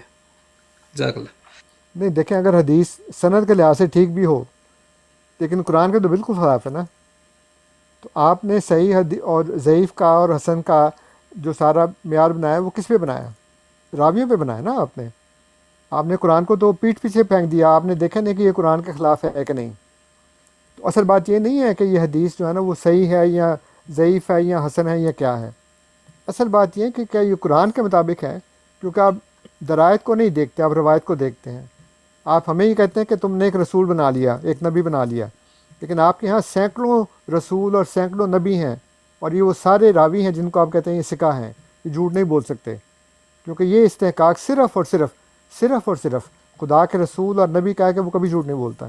لیکن آپ نے اتنے سینکڑوں ہزاروں لوگوں کو کہا کہ یہ جھوٹ نہیں بولتے، یہ جو کہہ رہے ہیں بالکل ٹھیک کہہ رہے ہیں، اور جو بات کر رہے ہیں وہ سراسر صریحاً قرآن مجید کے خلاف ہے. تو اب آپ کی مرضی ہے کہ آپ سینکڑوں ہزاروں لوگوں کو، جیسے ایک بزرگ کا قصہ نا، وہ ایک بندے نے کہا کہ جی حضرت ابراہیم علیہ السلام نے 3 جھوٹ بولے ہیں. انہوں نے کہا لیکن قرآن تو ان کو کہہ رہا ہے کہ صدیق نبی ہے. کہتے جی لیکن یہ راوی تو یہ کہتے ہیں کہ، وہ کہتے جی اب آپ کی مرضی ہے کہ آپ راویوں کو سچا مان لیں یا خدا کو سچا مان لیں. جس کو خدا کہہ رہا ہے کہ صدیق نبی ہے، اس کے متعلق آپ کہہ رہے ہیں اس نے 3 دفعہ جھوٹ بولا. بھائی آپ کی مرضی ہے نا، آپ جو چاہیں کریں، آپ خدا کو سچا مانیں یا راویوں کو سچا مانیں، آپ کی مرضی ہے. اچھا ایک بات میرے ذہن میں آئی میرے صاحب، پتہ نہیں اب یہ کس حد تک درست ہے. ایک نقطہ یہ آیا کہ یہ جو اگر یہ امت بھی کہہ رہے ہیں کہ امت کا اجماع، تو اس کا مطلب ہے کہ پوری امت کا کسی بات پہ اجماع. تو 74 تک تو جماعت احمدیہ یہ سب امت مسلمہ کا ہی فرقہ، یعنی اسی طرح اختلاف تو پہلوں کو بھی تھے، تو جماعت تو الگ ہوگی اس اجماع سے. تو پھر اس صورت میں بھی یہ پھر امت کا اجماع تو نہ ہوا نا. ہاں لیکن امت صرف ہمارے خلاف ہی اجماع ہے، باقی کیوں نہیں کرتی اجماع؟ بالکل. وہ جو شعر ہے نا کہ یہ اتحاد مبارک مومنوں کے لیے کہ یک زباں ہے فقیہان شہر میرے خلاف. اور کسی چیز پہ اکٹھے ہوتے نہیں، ہمارے خلاف اکٹھے ہو گئے. ہمارے خلاف ہو گئے. اور یہ تو جو ہے نا احزاب کی نشانی ہے. اللہ تعالیٰ نے، آپ قرآن پڑھ کے دیکھیں، جہاں جہاں پہ اللہ تعالیٰ نے لفظ احزاب ذکر کیا نا، وہاں وہاں اس کی مذمت کی ہے. اس لیے کہ یہ احزاب وہ ہوتے ہیں جو کسی منفی بات پر اکٹھے ہو جاتے ہیں. جیسے کہ نبی کریم صلی اللہ علیہ وسلم کی آیت نمبر 18 ہے. اللہ تعالیٰ فرماتا ہے کہ افمن کان علی بینۃ من ربہ، کیا وہ جو اپنے رب کی طرف سے بینہ پر ہے، وہ یہ طلوع شاہد منہ، اور اس کے پیچھے اس کا ایک گواہ اسی میں سے آتا ہے. ومن قبل ہی کتاب و موسیٰ امام و رحم، اور اس سے پہلے موسیٰ کی کتاب امام و رحمت کے طور پر موجود ہے. اولئک یؤمنون بہ، یہی ہیں وہ جو اس پر ایمان لاتے ہیں. ومن یکفر بہ من الاحزاب، پس احزاب میں سے جس نے انکار کیا، فالنار موعدہ، پس آگ اس کا ٹھکانہ ہے. اب یہ احزاب کون ہیں؟ یہ وہ احزاب ہیں جنہوں نے اس شاہد کی جو اسی میں سے تھا اس کا انکار کیا، اور یہ مانتے ہیں کہ یہ احزاب ہیں کیونکہ یہ ایک منفی بات پر اکٹھے ہیں سارے. اگر یہ اکٹھے نہ ہوتے، منفی بات نہ ہوتی، تو پھر یہ ہمارے خلاف سارے ایک جماعت بن جاتے، جو خدا نے کہا ہے نا کہ تحسبہم جمیعا وقلوبہم شتیٰ، تم سمجھتے ہو یہ جمع ہے حالانکہ ان کے دل پھٹے ہوئے آپس میں. یہاں پہ بھی اللہ تعالیٰ نے جہاں پہ حضرت مسیح موعود علیہ السلام کے آنے کی خبر دی ہے، وہ یتلوہ شاہد منہ، ساتھ ہی ایک فرما دیا ومن یکفر بہ من الاحزاب فالنار موعدہ، بس احزاب میں سے جس نے انکار کیا بس آگ اس کا ٹھکانہ ہے. تو یہ تو دیکھیں صاف صاف اللہ تعالیٰ نے بتا دیا ہے. اب اللہ کرے کہ یہ سمجھ جائے، ہماری تو دعا ہی ہے. بلکہ اس فیصلے کے بعد جو جس کو یہ سو کالڈ اجماع کہہ رہے ہیں، اور پھٹ گئے زیادہ، جی بالکل. تقسیم در تقسیم، تکفیر میں بڑھ گئے، اور یہاں تک کہ اس انتہا پسندی اور دہشت گردی کی صورت اختیار کر گئے. وہ کوئی مسجد محفوظ نہیں، امام بارگاہ محفوظ نہیں، گلیوں بازاروں پہ اس اسلام کے نام پہ مطلب خون کی ہولی کھیلی گئی. اچھا اچھا اور یہ جس ماں کی اسمبلی برکت نے ہوئی ہے. اچھا جس ایک اسمبلی نے وہ چھوٹی سی میں عرض کرنا چاہ رہا ہوں. دیکھیں یہاں ہمارے ایک نیچے بھائی کال ڈال کے بیٹھے ہیں. تو پیارے بھائی، بات یہ ہے کہ ہمارا تو شروع سے ہی یہ اصول ہے جماعت احمدیہ کا، ہمیں انسان سے نفرت بالکل ان کو نہیں اوپر لے لیجیے سر، ان کو اوپر لے ہے. لیجیے. سر میں عرض کر رہا ہوں نا، ذرا ٹھہر تو جائیں بھائی، میں ان سے مخاطب ہوں. ہمیں انسان سے نفرت نہیں ہے، اس کے ایٹیٹیوڈ سے یا اس کے گفتگو کرنے کے انداز سے. اور اس سے اللہ اور رسول نے بھی یہی فرمایا کہ جب اس حد تک پہنچ جاؤ تو پھر ایک دوسرے سے اعراض کرو، کیونکہ پھر مبادہ کوئی ایسی باتیں نہ ہو جائیں جو دین کے اور اللہ کی تعلیمات کے خلاف ہوں. تو بلال صاحب، آپ کا آج کل جو مسئلہ ہے آپ کو اچھی طرح پتہ ہے. پہلے بھی آپ آتے رہے، ہم آپ سے گفتگو کرتے رہے ہیں، لیکن اب جو آپ نے سو کالڈ خود ساختہ ایک معاملہ کھڑا کیا ہوا ہے نا، تو وہ اجازت نہیں دیتا کہ ہم آپ کی دل آزاری آپ کی ہو ہماری کسی وجہ سے، اور بدلے میں آپ کوئی ایسی بات کریں، پھر بدلے میں ہم کوئی ایسی بات کریں. تو جب تک یہ معاملہ سالو نہیں ہو جاتا، اس وقت تک بہتر ہے کہ ہم سوال و جواب اپنی حد تک ہی رکھیں. تو جب آپ کا اپنا ادھر اتفاق ہو جائے گا تو وائی ناٹ، لائبیں آپ لوگوں کے لیے یہ لگا کے بیٹھے ہوئے ہیں، کیونکہ آپ ہمارے مخالف ہیں، اختلاف والے ہیں. تو لیکن گفتگو کا مقصد یہ نہیں ہوتا کہ مزید اختلاف اور بڑھیں. گفتگو کرنے کا مقصد یہ ہوتا ہے جو دور رہ کے ایک دوسرے سے بدظنیاں ہیں یا اختلافات ہیں غائبانہ، نہ آپ کو ہمارا پتہ، ہمیں تو خیر آپ کا پتہ ہے، لیکن آپ کو تو کوئی پتہ نہیں، آپ سنی سنائی پہ ہم سے اختلاف کیے ہوئے ہیں. تو وہ پیارے بھائی ذرا معاملات اچھے ہو جائیں، گفتگو کرنے کا ماحول قائم ہو جائے، پھر انشاءاللہ کریں گے، ضرور کریں گے بات. جو بھی سوال ہوگا آپ کا یا ہمارا، ہم آپ سے کریں گے، آپ کا ہوگا آپ ہم سے کریں. ظاہری بات ہے جن بزرگوں کے نام پہ ہم یہ سارا کام کرتے ہیں تبلیغ کا، ان کی ظاہری بات ہے ایک ہمارے لیے تقدس ہے، احترام ہے، اور آپ کے لیے وہ گراں گزرتا ہے. تو پھر وہ نہ آپ کو سوٹ کرتا ہے نہ ہمیں. تو اللہ اور اس کے رسول کا یہی حکم ہے کہ جہاں ایسی صورتحال ہو جائے وہاں کچھ دیر کے لیے فاصلہ کر لیں. جب ماحول پھر ٹھیک ہوگا پھر انشاءاللہ گفتگو کریں گے. تو فی الحال جزاک اللہ، آپ نے کال ڈالی، ہمیں عزت بخشی، تو اس کے لیے میں آپ کا بہت شکر گزار ہوں. ان سے کہیں نیچے لکھ دیں سوال جو اگر یہ کرنا چاہ رہے ہیں تو. چلیں بلال صاحب نیچے سوال لکھ دیں، پھر جواب اوپر سے مربی صاحب دے دیتے ہیں. چلے ٹھیک ہے، پھر منع نہیں کیا تو آپ منع ہو جائیں. نیچے بیٹھ کے بھی سوال ہو جاتا ہے، اگر نیچے بیٹھ کے صلاۃ و سلام سن سکتے ہیں تو سوال بھی کر دیں. کیا ہے؟ نہیں چھوڑ دیں، وہ میں اب کبھی مجبور نہیں کرتا کسی کو بھی. انہوں نے اپنا بتا دیا تو بس ختم. ہم نے ان کی خوشی کے لیے انہیں یہ بات آفر رکھی ہے، تو انہوں نے خود ہی اسے ریجیکٹ کر دیا، تو کوئی بات نہیں، ضروری نہیں ہے. ہم نے حق کی اور انصاف کی بات کر دی ہے کہ ہم نے اللہ اور اس کے رسول کی تعلیمات میں فساد اور جھگڑا نہیں ہونا چاہیے. تو ظاہری بات ہے ان کو بھی پتہ ہے، ہمیں بھی پتہ ہے کہ کچھ معاملات ان کی طرف سے ایسے شروع ہو گئے ہیں جن پہ کمپرومائز کم از کم ہم تو نہیں کر سکتے، وہ بھی اپنے گھر میں. ہاں وہ میں کہتا ہوں کہ اگر آپ کی لائف پہ یہ کوئی بات ایسی ہے اور کوئی احمدی جاتا ہے تو اس کو پھر چاہیے کہ آپ کے رول پہ وہ عمل کرے. اگر وہ بات کرنا چاہتا ہے تو اپنے گھر میں اپنی لائف پہ تو ہم نہیں کر سکتے. جی حضرت ابراہیم علیہ السلام والی روایت کہتے ہیں کہ قرآن کے خلاف ہے. کون سی روایت؟ کیا انہوں نے جھوٹ بولا یہ والی روایت؟ میرا خیال ہے وہی ہے، اسی کو. ہاں جی، انہوں نے پہلے ایک سوال کیا اور نیچے لکھا تھا کہ منہ منگا انعام دوں گا، یہ روایت کو غلط ثابت کریں. توریا والی.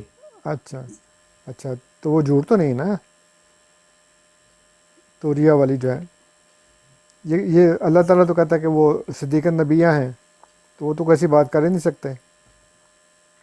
تو پھر آپ قرآن کو کہیں گے جی وہ صدیق النبیہ نہیں ہے، آپ تو کہتے ہیں وہ جھوٹ بولا ہے، انہوں نے 3 دفعہ جھوٹ بولا ہے.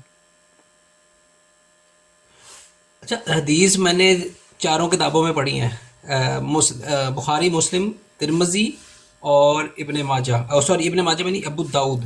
4 کتابوں میں یہ حدیث لکھی ہوئی ہے. کسی ایک جگہ میں بھی توریہ کا لفظ نہیں ہے. ترجمے کے اندر توریہ آپ نے گھسایا ہوا ہے آپ لوگوں نے، ہاں ٹھیک ہے. بالکل. بالکل اوپر کا لکھا ہوا ہے کذب. کذب کا لفظ توریہ کیسے آپ کر سکتے ہیں؟ بالکل.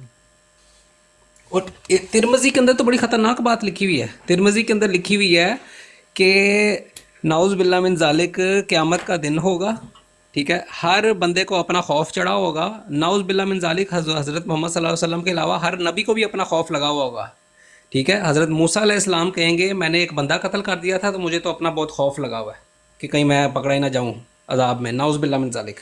حضرت ابراہیم علیہ السلام کہیں گے میں نے تو 3 دفعہ جھوٹ بولا ہے، مجھے بہت ڈر لگ رہا ہے کہ میں کہیں پکڑا ہی نہ جاؤں. اللہ تعالیٰ کہتا ہے الا ان اولیاء اللہ لا خوف علیہم ولا هم یحزنون. سادہ اولیاء اللہ جو ان سے ہے اس کا یہ مقام ہے کہ لا خوف علیہم ولا هم یحزنون، تو نبی کا تو بہت بلند مقام ہونا چاہیے، ٹھیک ہے. تو یہ جو ہے یہ قرآن کے خلاف ہے ساری روایات.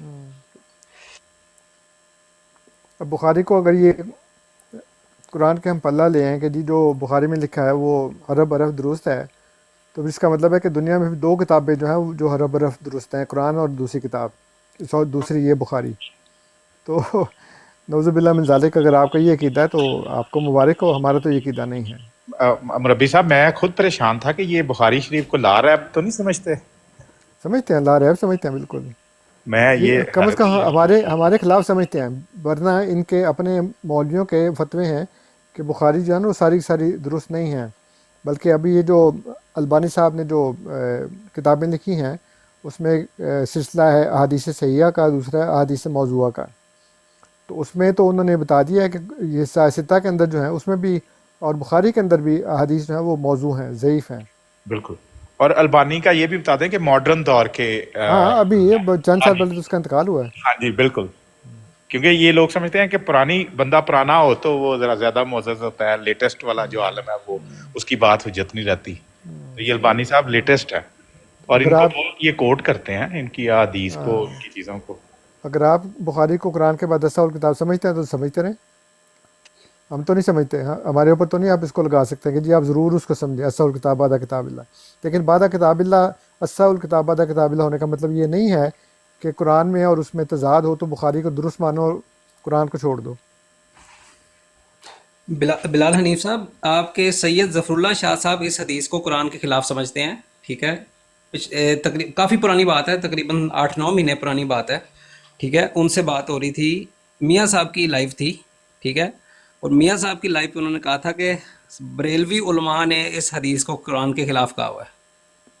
ٹھیک ہے، آپ ان سے چیک کر سکتے ہیں، آپ ان سے چیک کر سکتے ہیں. اچھا لیکن جی بہرحال ہمارے لیے کوئی ظفر اللہ شاہ یا کوئی اس طرح کی بات بندہ کو حجت نہیں ہے. ہم تو صاف سمجھتے ہیں کہ جو قرآن نے کہا ہے کہ ان کو کہ صدیق نبی ہے، تو بس بات ختم.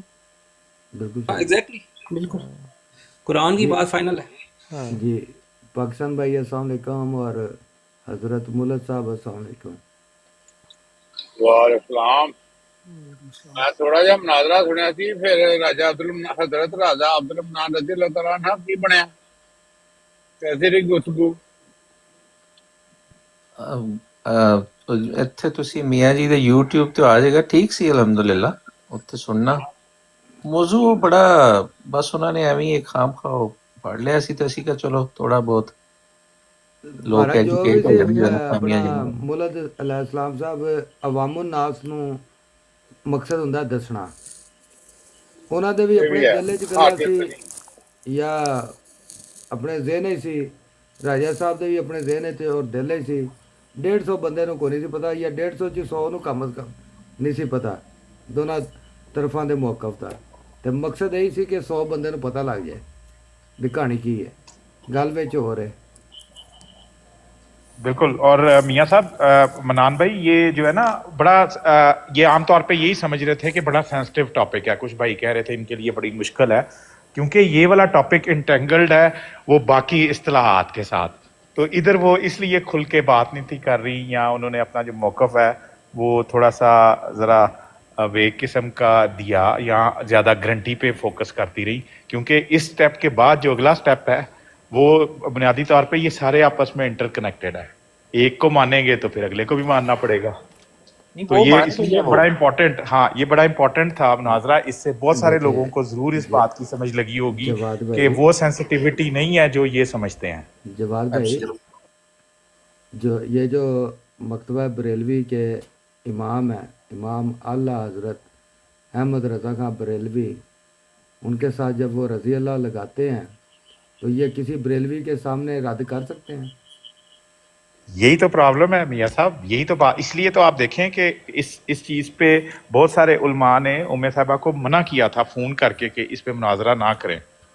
خاص طور پہ وہ انہوں نے، اسکانی صاحب نے اور دائیں بائیں لوگوں نے، کہ اس چیز پہ مناظرہ نہیں ہونا چاہیے. اس کی وجہ یہ ہے کہ اس کی ایکسیپٹنس جو ہے لوگوں کے اندر، جو سینسٹیوٹی ہے وہ اس کو ڈیفائن کرے گی. اور پھر اگلا جو سٹیپ ہے اس کے اندر تو واقعی کلیئرلی روشن کی طرح چیز نظر آنے لگ پڑے گی سب کو. وہ پرچہ نہیں لکھ اچھا وہ سکتے. نا جواد دیکھو، اس میں ابھی آپ مرب صاحب سے بات، بلکہ آپ ادھر ہی تھے اس وقت، ایک تو آپ نے سنا ہوگا نا، یہ میں ریفرنس اس لیے دے رہا ہوں کہ یہ اہم ہے کہ ان کے سب سے جو میں سمجھتا ہوں کہ جو بڑے عالم دین ہیں وہ محمد الدین سیالوی صاحب ہیں ٹک ٹاک پر. تو انہوں نے آلموسٹ وہ ساری چیزوں کو جو ہے انہوں نے صرف اتنا فرق رکھا ہے، انہوں نے کہا عوام کی آسانی کے لیے کہ ان کو غلط فہمی نہ ہو، معروف ہے، ادروائز اس پہ کوئی وہ نہیں ہے، شرعی طور پہ کوئی پابندی یا قدغن نہیں. اب انہوں نے رضی اللہ وہ پکڑ لیا، وہ فتح اسلام بھائی سے ہے ان کی اس پہ بھی ڈسکشن. لیکن یہ جو رضی اللہ عنہ والی تھی، آپ ٹھیک کہہ رہے ہو کہ وہ مطلب ایک سینسٹیوٹی کا لیول، لیکن دوسرے والا وہ زیادہ حساس ہے. تو اس پہ اب انہوں نے بات کر دی اور لوگوں نے کافی پریشر ڈالا ہے، بلکہ ایک دو اور بھی چیزیں ہوئی تھی، چلے وہ مینشن نہیں میں یہاں کرنا چاہتا. تو لیکن چلے اسی لیے ہم نے ذرا تھوڑا ایسا رکھا کہ وہ اپنی بات بھی کر لیں لیکن یہ کہ آپ نے ہاتھ ہولر اگریسونیس نہ ہو. رکھا ہے، جی مطلب یہ کہ آپ نے ہاتھ ہولر ہاں رکھا جی ہے. ہاں جی. مربی صاحب ان کی ویسے آپ جان بھی بھی کہہ رہے تھے کہ آپ کے پاس بھی کافی حوالے ہیں، تو میرے پاس بھی کافی حوالے ہیں جس میں ان کے بزرگوں کے پیروں کے نام کے ساتھ رضی اللہ عنہ لکھا ہوا ہے. جی جی بالکل. اصل میں مربی صاحب ایک یہ جی جی میاں جی، میں نے عرض کیا، ہمیں جو ہمارے ساتھ آ کے بات کرتے ہیں نا، ان کی بڑی ہمت ہوتی ہے. ان کی جان کی، ان کے ایمان کی بھی حفاظت کرنا ہمارا فرض ہوتا ہے. یہ کوئی اتنا آسان نہیں ہے کہ اس طرح کی مخالفت میں ایک ہاں پورا یہ بات ملک ٹھیک اور ہے. قوم. تو آپ سمجھ سکتے ہیں میرا اشارہ. وہ دیکھیں نا، ایک احمد رضا خان بریلوی، چونکہ وہ بڑا نام ہے، صرف ایک رکھا ہے وہ فتویٰ کہ یہ انہوں نے، یعنی وہ ان کا حوالہ. شیخ عبد القادر جیلانی رحمۃ اللہ علیہ کے حوالے سے انہوں نے یہ لکھا، تو آپ لگائیں ان پہ پھر فتویٰ، تو کوئی بھی نہیں لگائے گا، اور اگر وہ کوئی کریں یا وہ، تو پھر وہ ظاہرہ گرفت میں آئیں گے. تو اس لیے یہ خام خواہ کا انہوں نے جواد انہوں نے سینسٹیوٹی کریٹ کی ہوئی ہے. ویسے تو عرف یعنی معروف طور پر تو ہم خود بھی اس طرح ہی کرتے ہیں نا. ایک ہے بات کہ شرعی طور پہ کیا ہے اس کا معاملہ، یعنی جو قرآن و سنت کے مطابق. ایک ہے کہ آپ کی عقیدت یا محبت کہہ لیں اس کو، یا اس میں جو معروف اصطلاحات ہیں. ہم بھی حضرت مسیح علیہ السلام کی کتب پڑھ لیں، خلفائے مسیح علیہ السلام دیکھ لیں، ہمارا لٹریچر دیکھ لیں، تو صلی اللہ علیہ وسلم وہ سیدنا رسول اللہ صلی اللہ علیہ وسلم کے لیے استعمال ہوا. اسی طرح جو ہمارا وہ علیہ السلام ہے، وہ عام طور پہ انبیاء علیہ السلام کے لیے، یا حضرت مسیح علیہ السلام یا دیگر انبیاء کے لیے استعمال ہوتا ہے.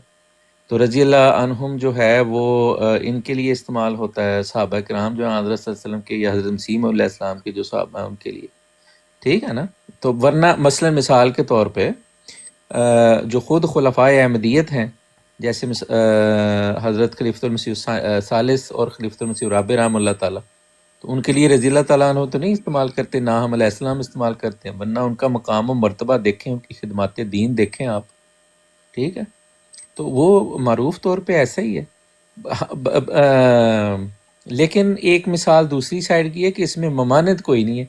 مثلا عام طور پہ ہم سیدہ حضرت فاطمہ رضی اللہ تعالیٰ عنہا یا اہل بیت جو ہیں ان کے لیے رضی اللہ تعالیٰ عنہ کا اصطلاح استعمال کرتے. 298C پہ 298C کی پہلی شک تھی کہ anyone who pose himself to be a Muslim, right, کہ کوئی بھی بندہ جو ہے اگر وہ اپنے آپ کو مسلمان پوز کرے گا تو وہ اس شک میں آئے گا. تو اس پہ بات ہو رہی تھی، تو ہم کہہ رہے تھے کہ آئیڈینٹیفائی کیا جائے کہ مسلمان جو ہے وہ ہے کون، کس کو آپ سمجھیں گے، کس کو نہیں سمجھیں گے. اس بات پہ ایک سیکنڈ صرف مجھے دے دیجیے گا راجہ بھائی. جی لے لیں، لیکن ہم یہ بات سننا چاہتے ہیں.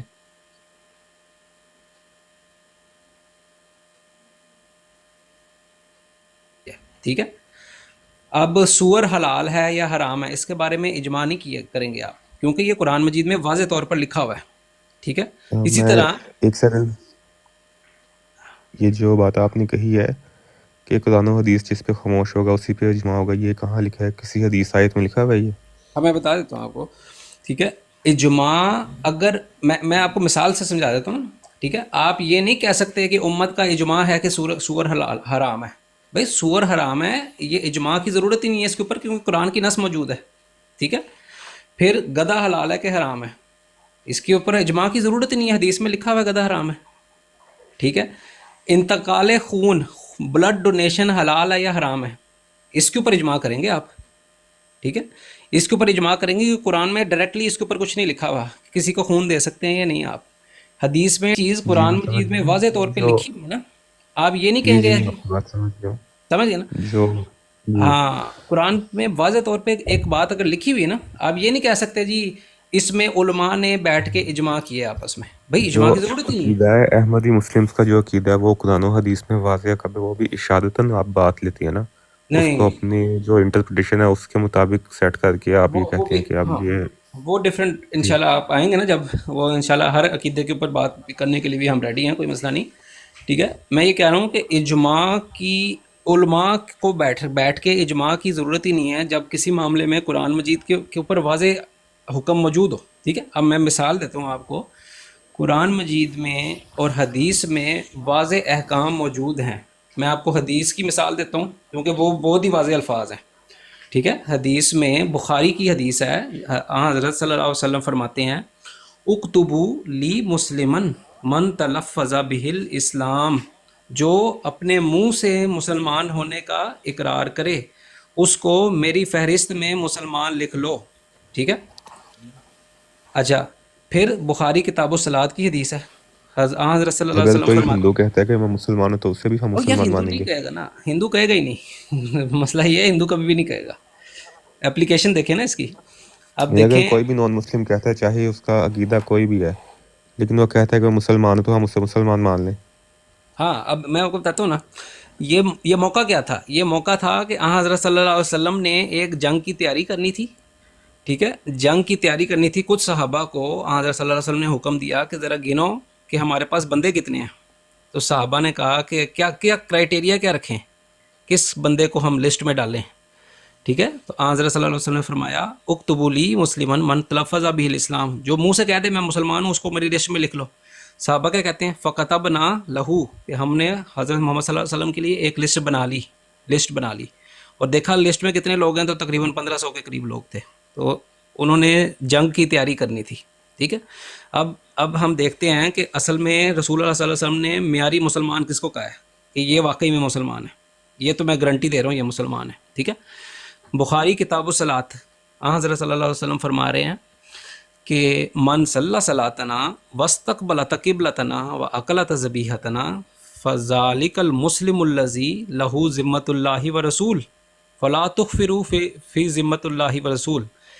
اللہ تعالیٰ کے رسول نے فرمایا ایسا بندہ جو قبلہ رخ ہو کے نماز پڑھے اور ذبیحہ کھائے, مسلمانوں کی طرح ذبیحہ کھائے, فذالک المسلم, یہ مسلمان ہے, الذی لہ ذمۃ اللہ ورسول, جس کے لیے ذمہ داری تمہیں دیتا ہے اللہ اور اس کا رسول, یعنی ضمانت دیتا ہے کہ میں گارنٹی دے رہا ہے کہ یہ واقعی میں مسلمان ہے. اللہ بھی گارنٹی دے رہا ہے اور رسول بھی گارنٹی دے رہا ہے. ٹھیک ہے, آگے کیا فرمایا, فلا تخفروا, اس گارنٹی کے اندر اپنی بیچ میں نہ ڈالو, اپنی بات نہ بیچ میں ڈال دو.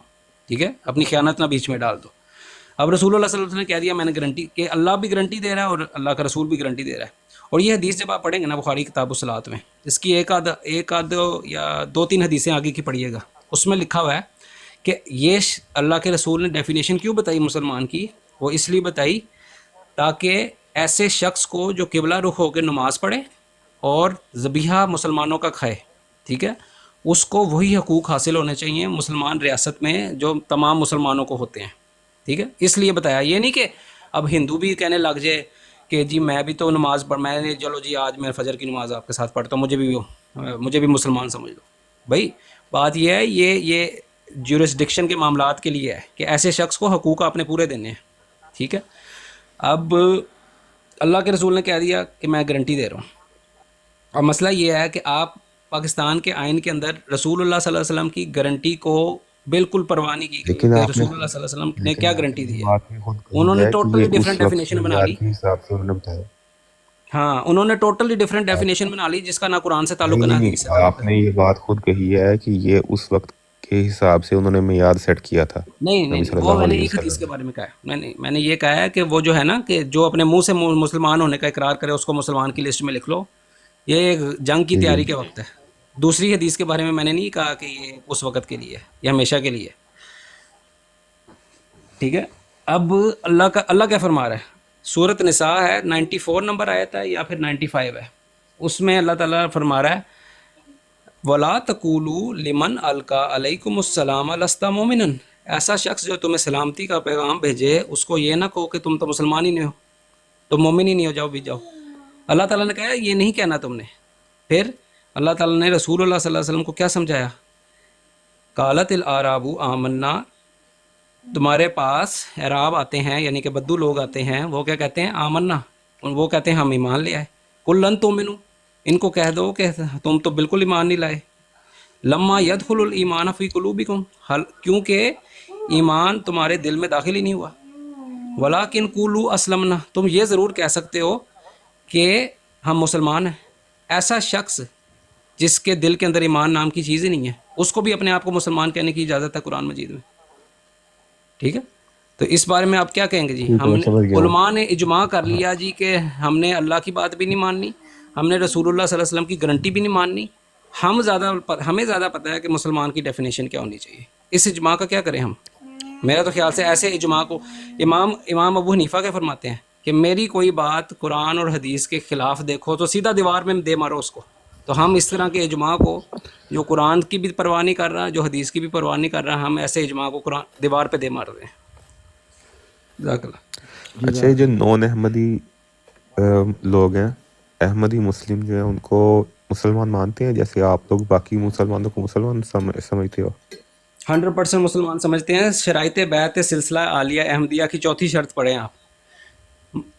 بانی سلسلہ جماعت احمدیہ حضرت مرزا غلام احمد علیہ السلام فرماتے ہیں کہ میرے سلسلے میں داخل ہونے کی شرط یہ ہے کہ عام خلق اللہ کو عموماً لیکن مسلمانوں کو خصوصاً اپنی نفسانی جوشوں اور خواہشوں سے محفوظ رکھے گا. یعنی ان کے اوپر اپنے ایموشنل اٹیکس بھی نہیں کرنے. ایموشنل اٹیکس بھی نہیں کرنے اچھا دور کی بات ہے کہ اچھا ان اس کو میں غیر مسلم ڈفرینس سمجھیں. کیا ہے ذیشان بھائی؟ مجھے ابھی یہ بتائیں کہ احمدی اور نان احمدی جو مسلمز ہیں ان میں ڈفرینس کیا ہے سوائے غلام احمد قادیانی کو نبی ماننے کے علاوہ؟ کیا اچھا پیارے ڈفرینس ہے بھائی دونوں میں؟ علی عامر بھائی، آپ مہربانی جی کریں، جی. آپ صرف مرزا صاحب کہہ لیں، نام نہ ہی لے تو بہتر ہے، کیونکہ ظاہری بات ہے آپ کو نام آتا بھی نہیں، اور اگر آپ کو بتایا بھی گیا تو آپ کو ایک خاص لہجے میں بتایا گیا. اب تو میں جو نام آپ بتائیں گے ان کا وہ لے لوں گا. مرزا غلام احمد نام نہیں ہے ان کا؟ ہاں جی، پورا نام جو ہے وہ مرزا غلام احمد قادیانی صاحب ہے، اور اگر اتنا لمبا نام آپ نہیں لے ابھی میں سکتے نے تو کیا کہا تھا؟ غلام قادیانی. میں نے غلام احمد قادیانی کہا ہے. چلیں مجھے غلطی لگی، لیکن چلیں آپ مرزا صاحب بھی کہہ سکتے ہیں. جی آپ کو غلطی لگی ہے. ٹھیک ہے. ایک اور بھی بات ہوتی ہے کہ جب کسی خاص طور پہ کسی کے اکابر جن کے ساتھ آپ بات کر رہے ہیں نا، میاں جی آپ سے یہ کہہ رہے ہیں آپ صرف مرزا صاحب کہہ لیں، ساتھ پورا کہنا اچھی بات ہے لیکن مرزا غلام احمد قادیانی صاحب کہہ لیں. یہ رسپیکٹ کے لیے اس پروٹوکول میں یہ بات آ جاتی ہے کہ بے شک آپ کا اختلاف ہی ہو.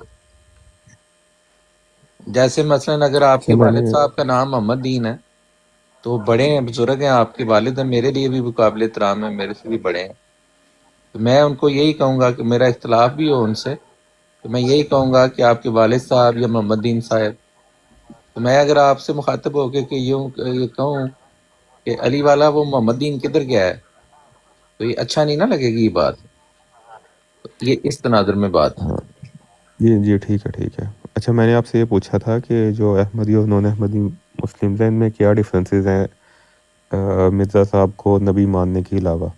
اچھا میں تھوڑا سا میں اس کو احمدیش بھائی، میں تھوڑا سا ڈفرینٹلی ایکسپلین کرتا ہوں. میاں صاحب آپ بتا دیں. میں تھوڑا سا فتح بھائی کو بھی شامل کرنا چاہ رہا تھا، بڑی دیر سے میرے خیال سے اس سوال کا خاموش جواب بیٹھے. فتح بھائی دیں گے. میرے فتح خیال سے اسلام فتح بھائی بھائی کو کو دیں. دینا چاہیے. السلام علیکم رحمۃ اللہ. وعلیکم وعلیکم السلام. السلام. بھائی عمومی طور پہ بہت سے ڈفرینسز بیان کیے جا سکتے ہیں، لیکن موٹے موٹے میں آپ کے سامنے چند رکھ دیتا ہوں. عمومی طور پر میاں صاحب تسی آپ ہی بیان کرو، مینوں ایک کال آ گئی ہے، سوری. چلو راجہ صاحب آپ بتا دیں. ہاں میں بتا تقریباً دیتا ہوں. اس سے پہلے مجھے صرف جواد یہ بتا دو کہ آپ آ گئے ہو. جی میں آ گیا. اچھا بس میں یہ چھوڑا مختصر سا اس کا جواب دے لوں پھر آپ سے بات کرتے ہیں. اپنا علی کیا نام ہے پورا ان کا؟ عامر علی، علی عامر. عامر علی صاحب. ہاں جی.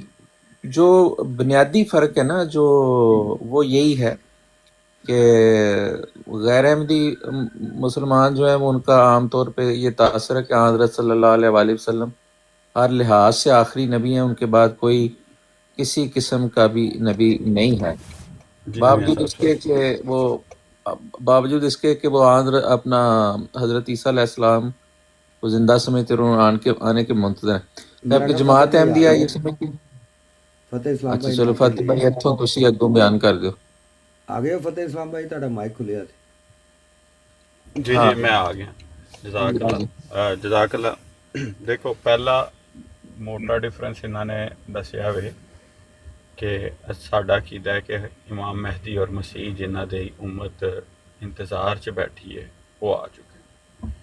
دوسرا مین عقیدہ تسی کہہ سکتے ہو ہے وے کہ امت دی اکثریت اس ٹائم ایس عقیدے تے قائم ہو چکی ہے کہ خدا تعالیٰ ہن کلام نہیں کرتا، جبکہ جماعت احمدیہ دا عقیدہ ہے کہ خدا تعالیٰ جس طرح پہلے کلام کرتا سی ہن بھی اپنے بندے نال جندے نال چاہتا ہے جدوں چاہتا ہے کلام کرتا ہے.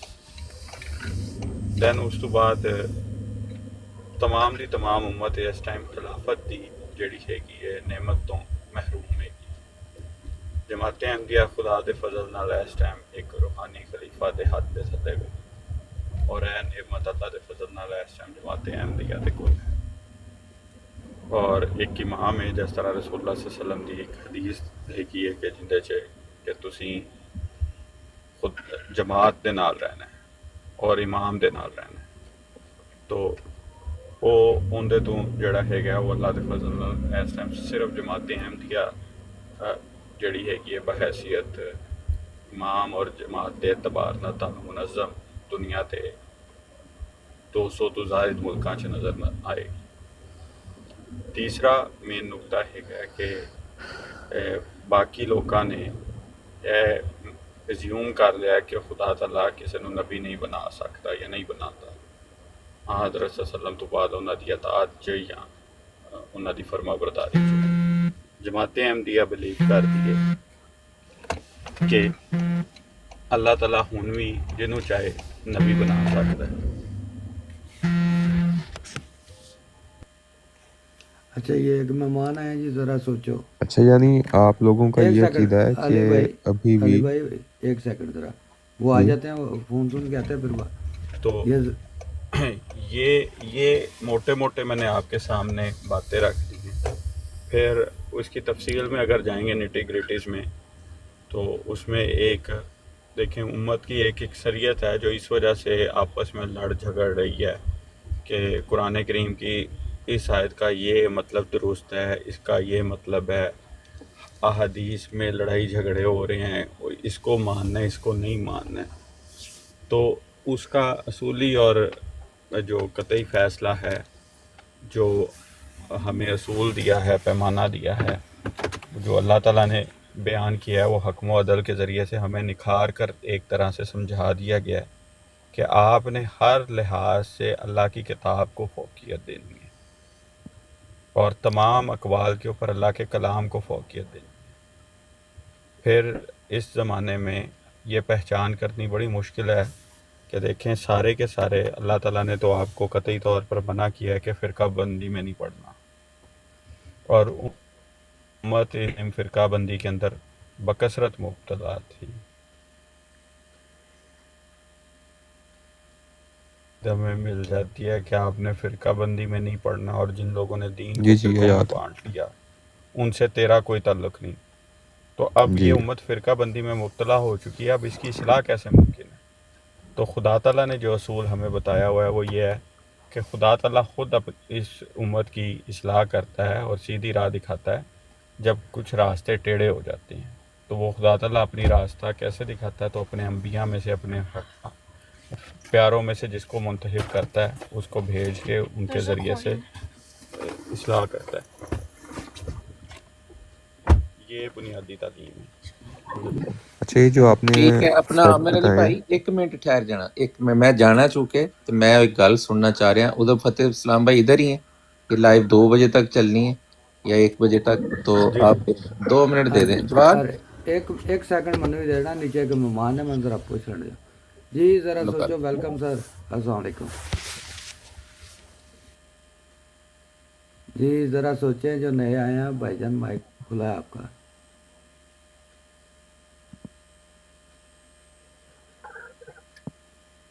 چلے اپنا رایا صاحب آپ پوچھیں پھر۔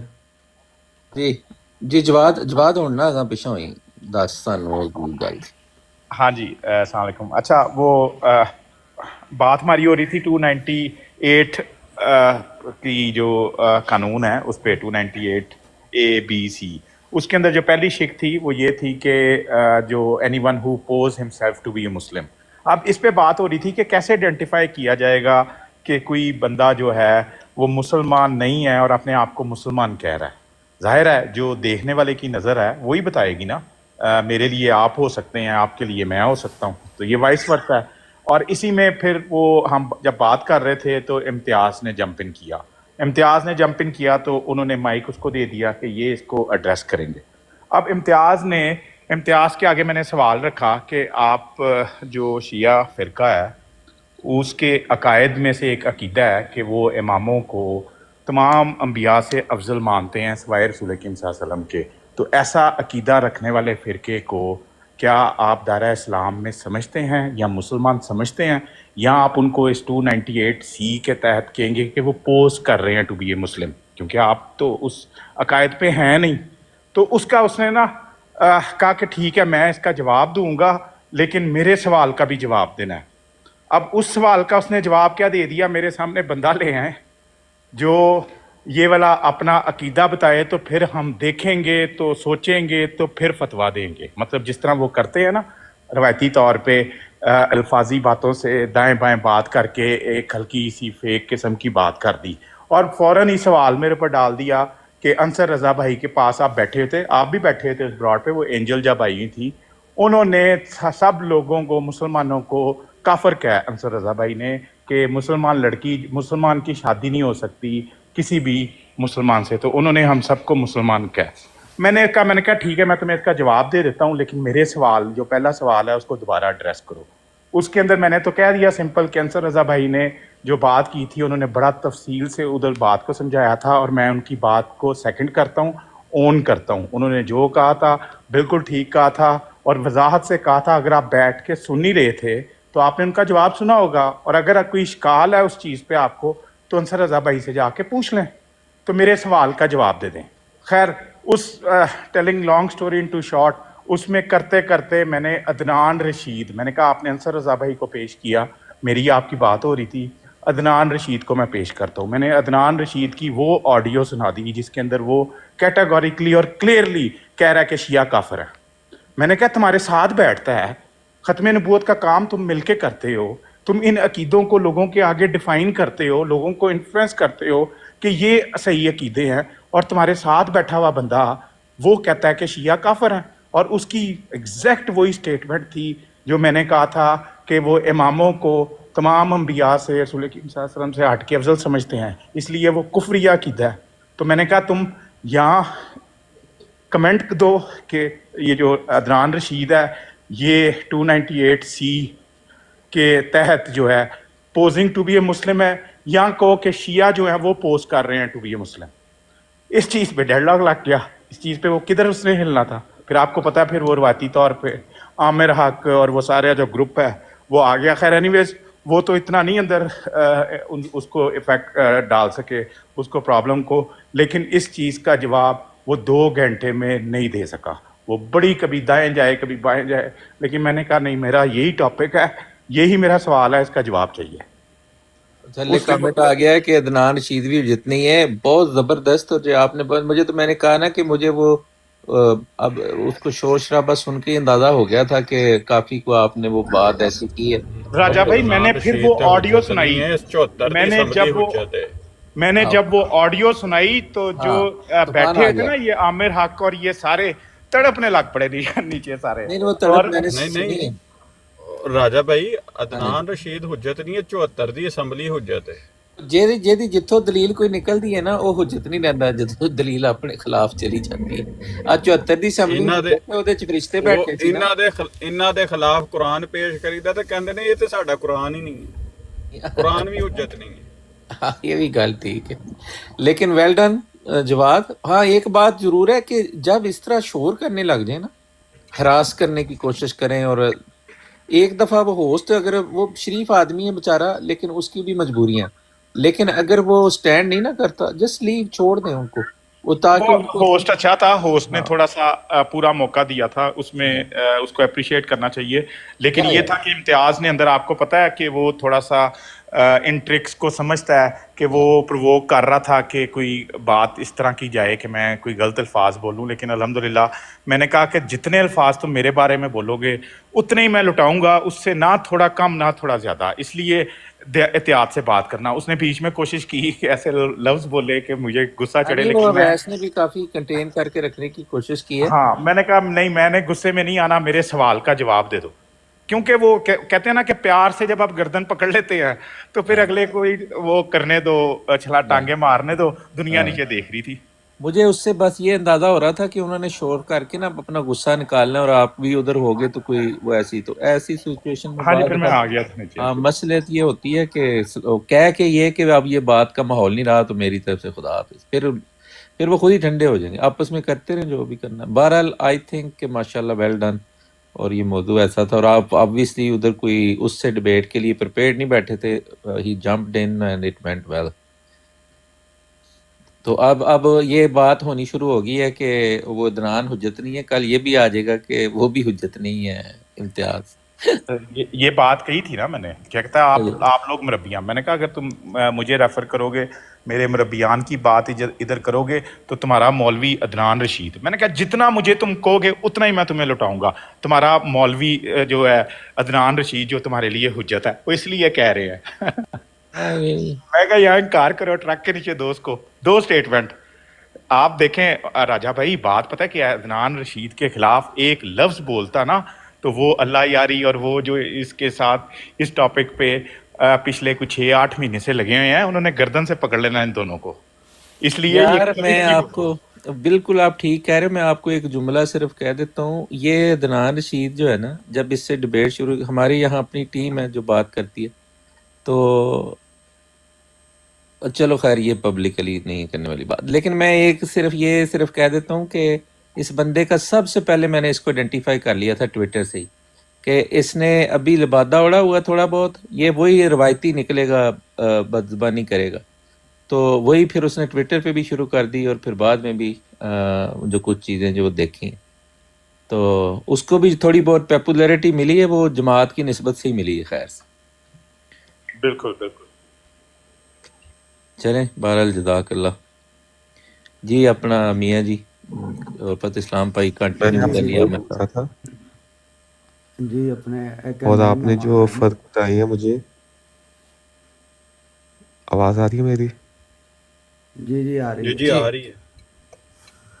میں کہہ رہا ہوں میں نے آپ سے فرق پوچھے تھے, اور جو آپ نے موٹے موٹے فرق بتائے نا, وہ جو مرزا صاحب ہے ان کی نبوت کے گرد ہی مطلب وہ 4-5 فرق گھوم رہے ہیں. میں پوچھنے کا مقصد یہ تھا کہ جو عبادات ہیں اور جو شرعی احکامات ہیں, اصول ہیں, وہ مختلف ہیں یا وہ سیم ہے؟ یہ میرا پوچھنے کا مقصد تھا. نہیں, اس میں ہمارا کوئی اختلاف نہیں ہے. عمومی طور پہ ہم رسول اللہ صلی اللہ علیہ وسلم کی شریعت کو اور ان کے دین کو ہی مانتے ہیں, اور قیامت تک حضرت صلی اللہ علیہ وسلم کی نبوت اور ان کی کتاب اور ان کی شریعت ہی واجب العمل ہے, جس کا ایک شوشہ یا ایک نقطہ بھی منسوخ نہیں ہے. اس اچھا, میں اور اگر آپ کہتے ہیں تو میں یہی بات آپ کو حضرت مسیح موعود علیہ السلام کی تحریرات سے بھی پڑھ کے سنا سکتا ہوں, جس میں انہوں نے باقاعدہ طور پہ اس بات کا ذکر کیا ہے کہ نہیں ٹھیک ہے, ہمارے میں مذہب کا خلاصہ اور لب لباب لا الہ الا اللہ محمد رسول ہے. اور وہ جو اعتقاد جو ہم اس دنیاوی زندگی میں رکھتے ہیں, اور جس سے بافضل توفیق باری تعالیٰ ہم اس عالم گزراں سے کوچ کریں گے, وہ یہی ہے. اور اس کا جو عمومی طور پر مفہوم اور نتیجہ نکلتا ہے وہ یہ ہے کہ اب کوئی ایسا الہام من جانب اللہ نہیں ہو سکتا جو قرآن کریم کو منسوخ کرے, یا قرآن کریم کے ایک شوشہ یا نقطے میں بھی ترمیم یا تفصیل کرے. ٹھیک ہے, یعنی جو شرعی اصول ہیں اور جو عبادات ہیں وہ ساری سیم ہے, ایسا ہی ہے نا؟ جی بالکل. تو ایک چیز میں نے یہ پوچھنی تھی کہ جو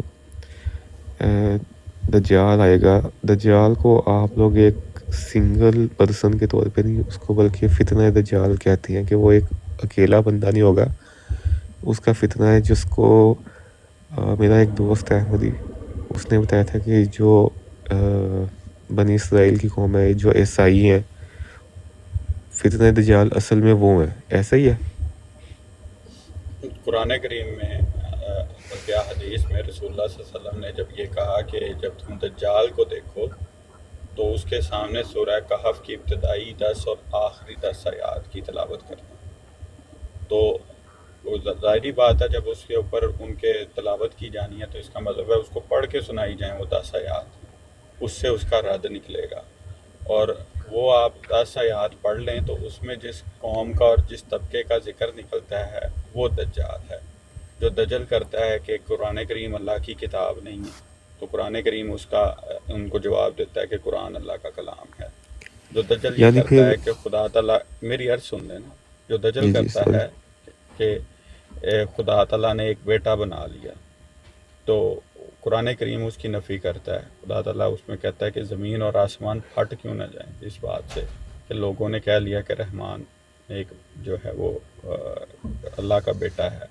تو یہ ساری کی ساری باتیں جس قوم کا, جن عقائد کا رد اس میں ہے, ایتھزم اور کرسچینٹی اور جن لوگوں نے جھوٹے پروپیگنڈے کر کے اسلام کو بدنام کرنے کی کوشش کی، وہ دجالی فتنے ہیں۔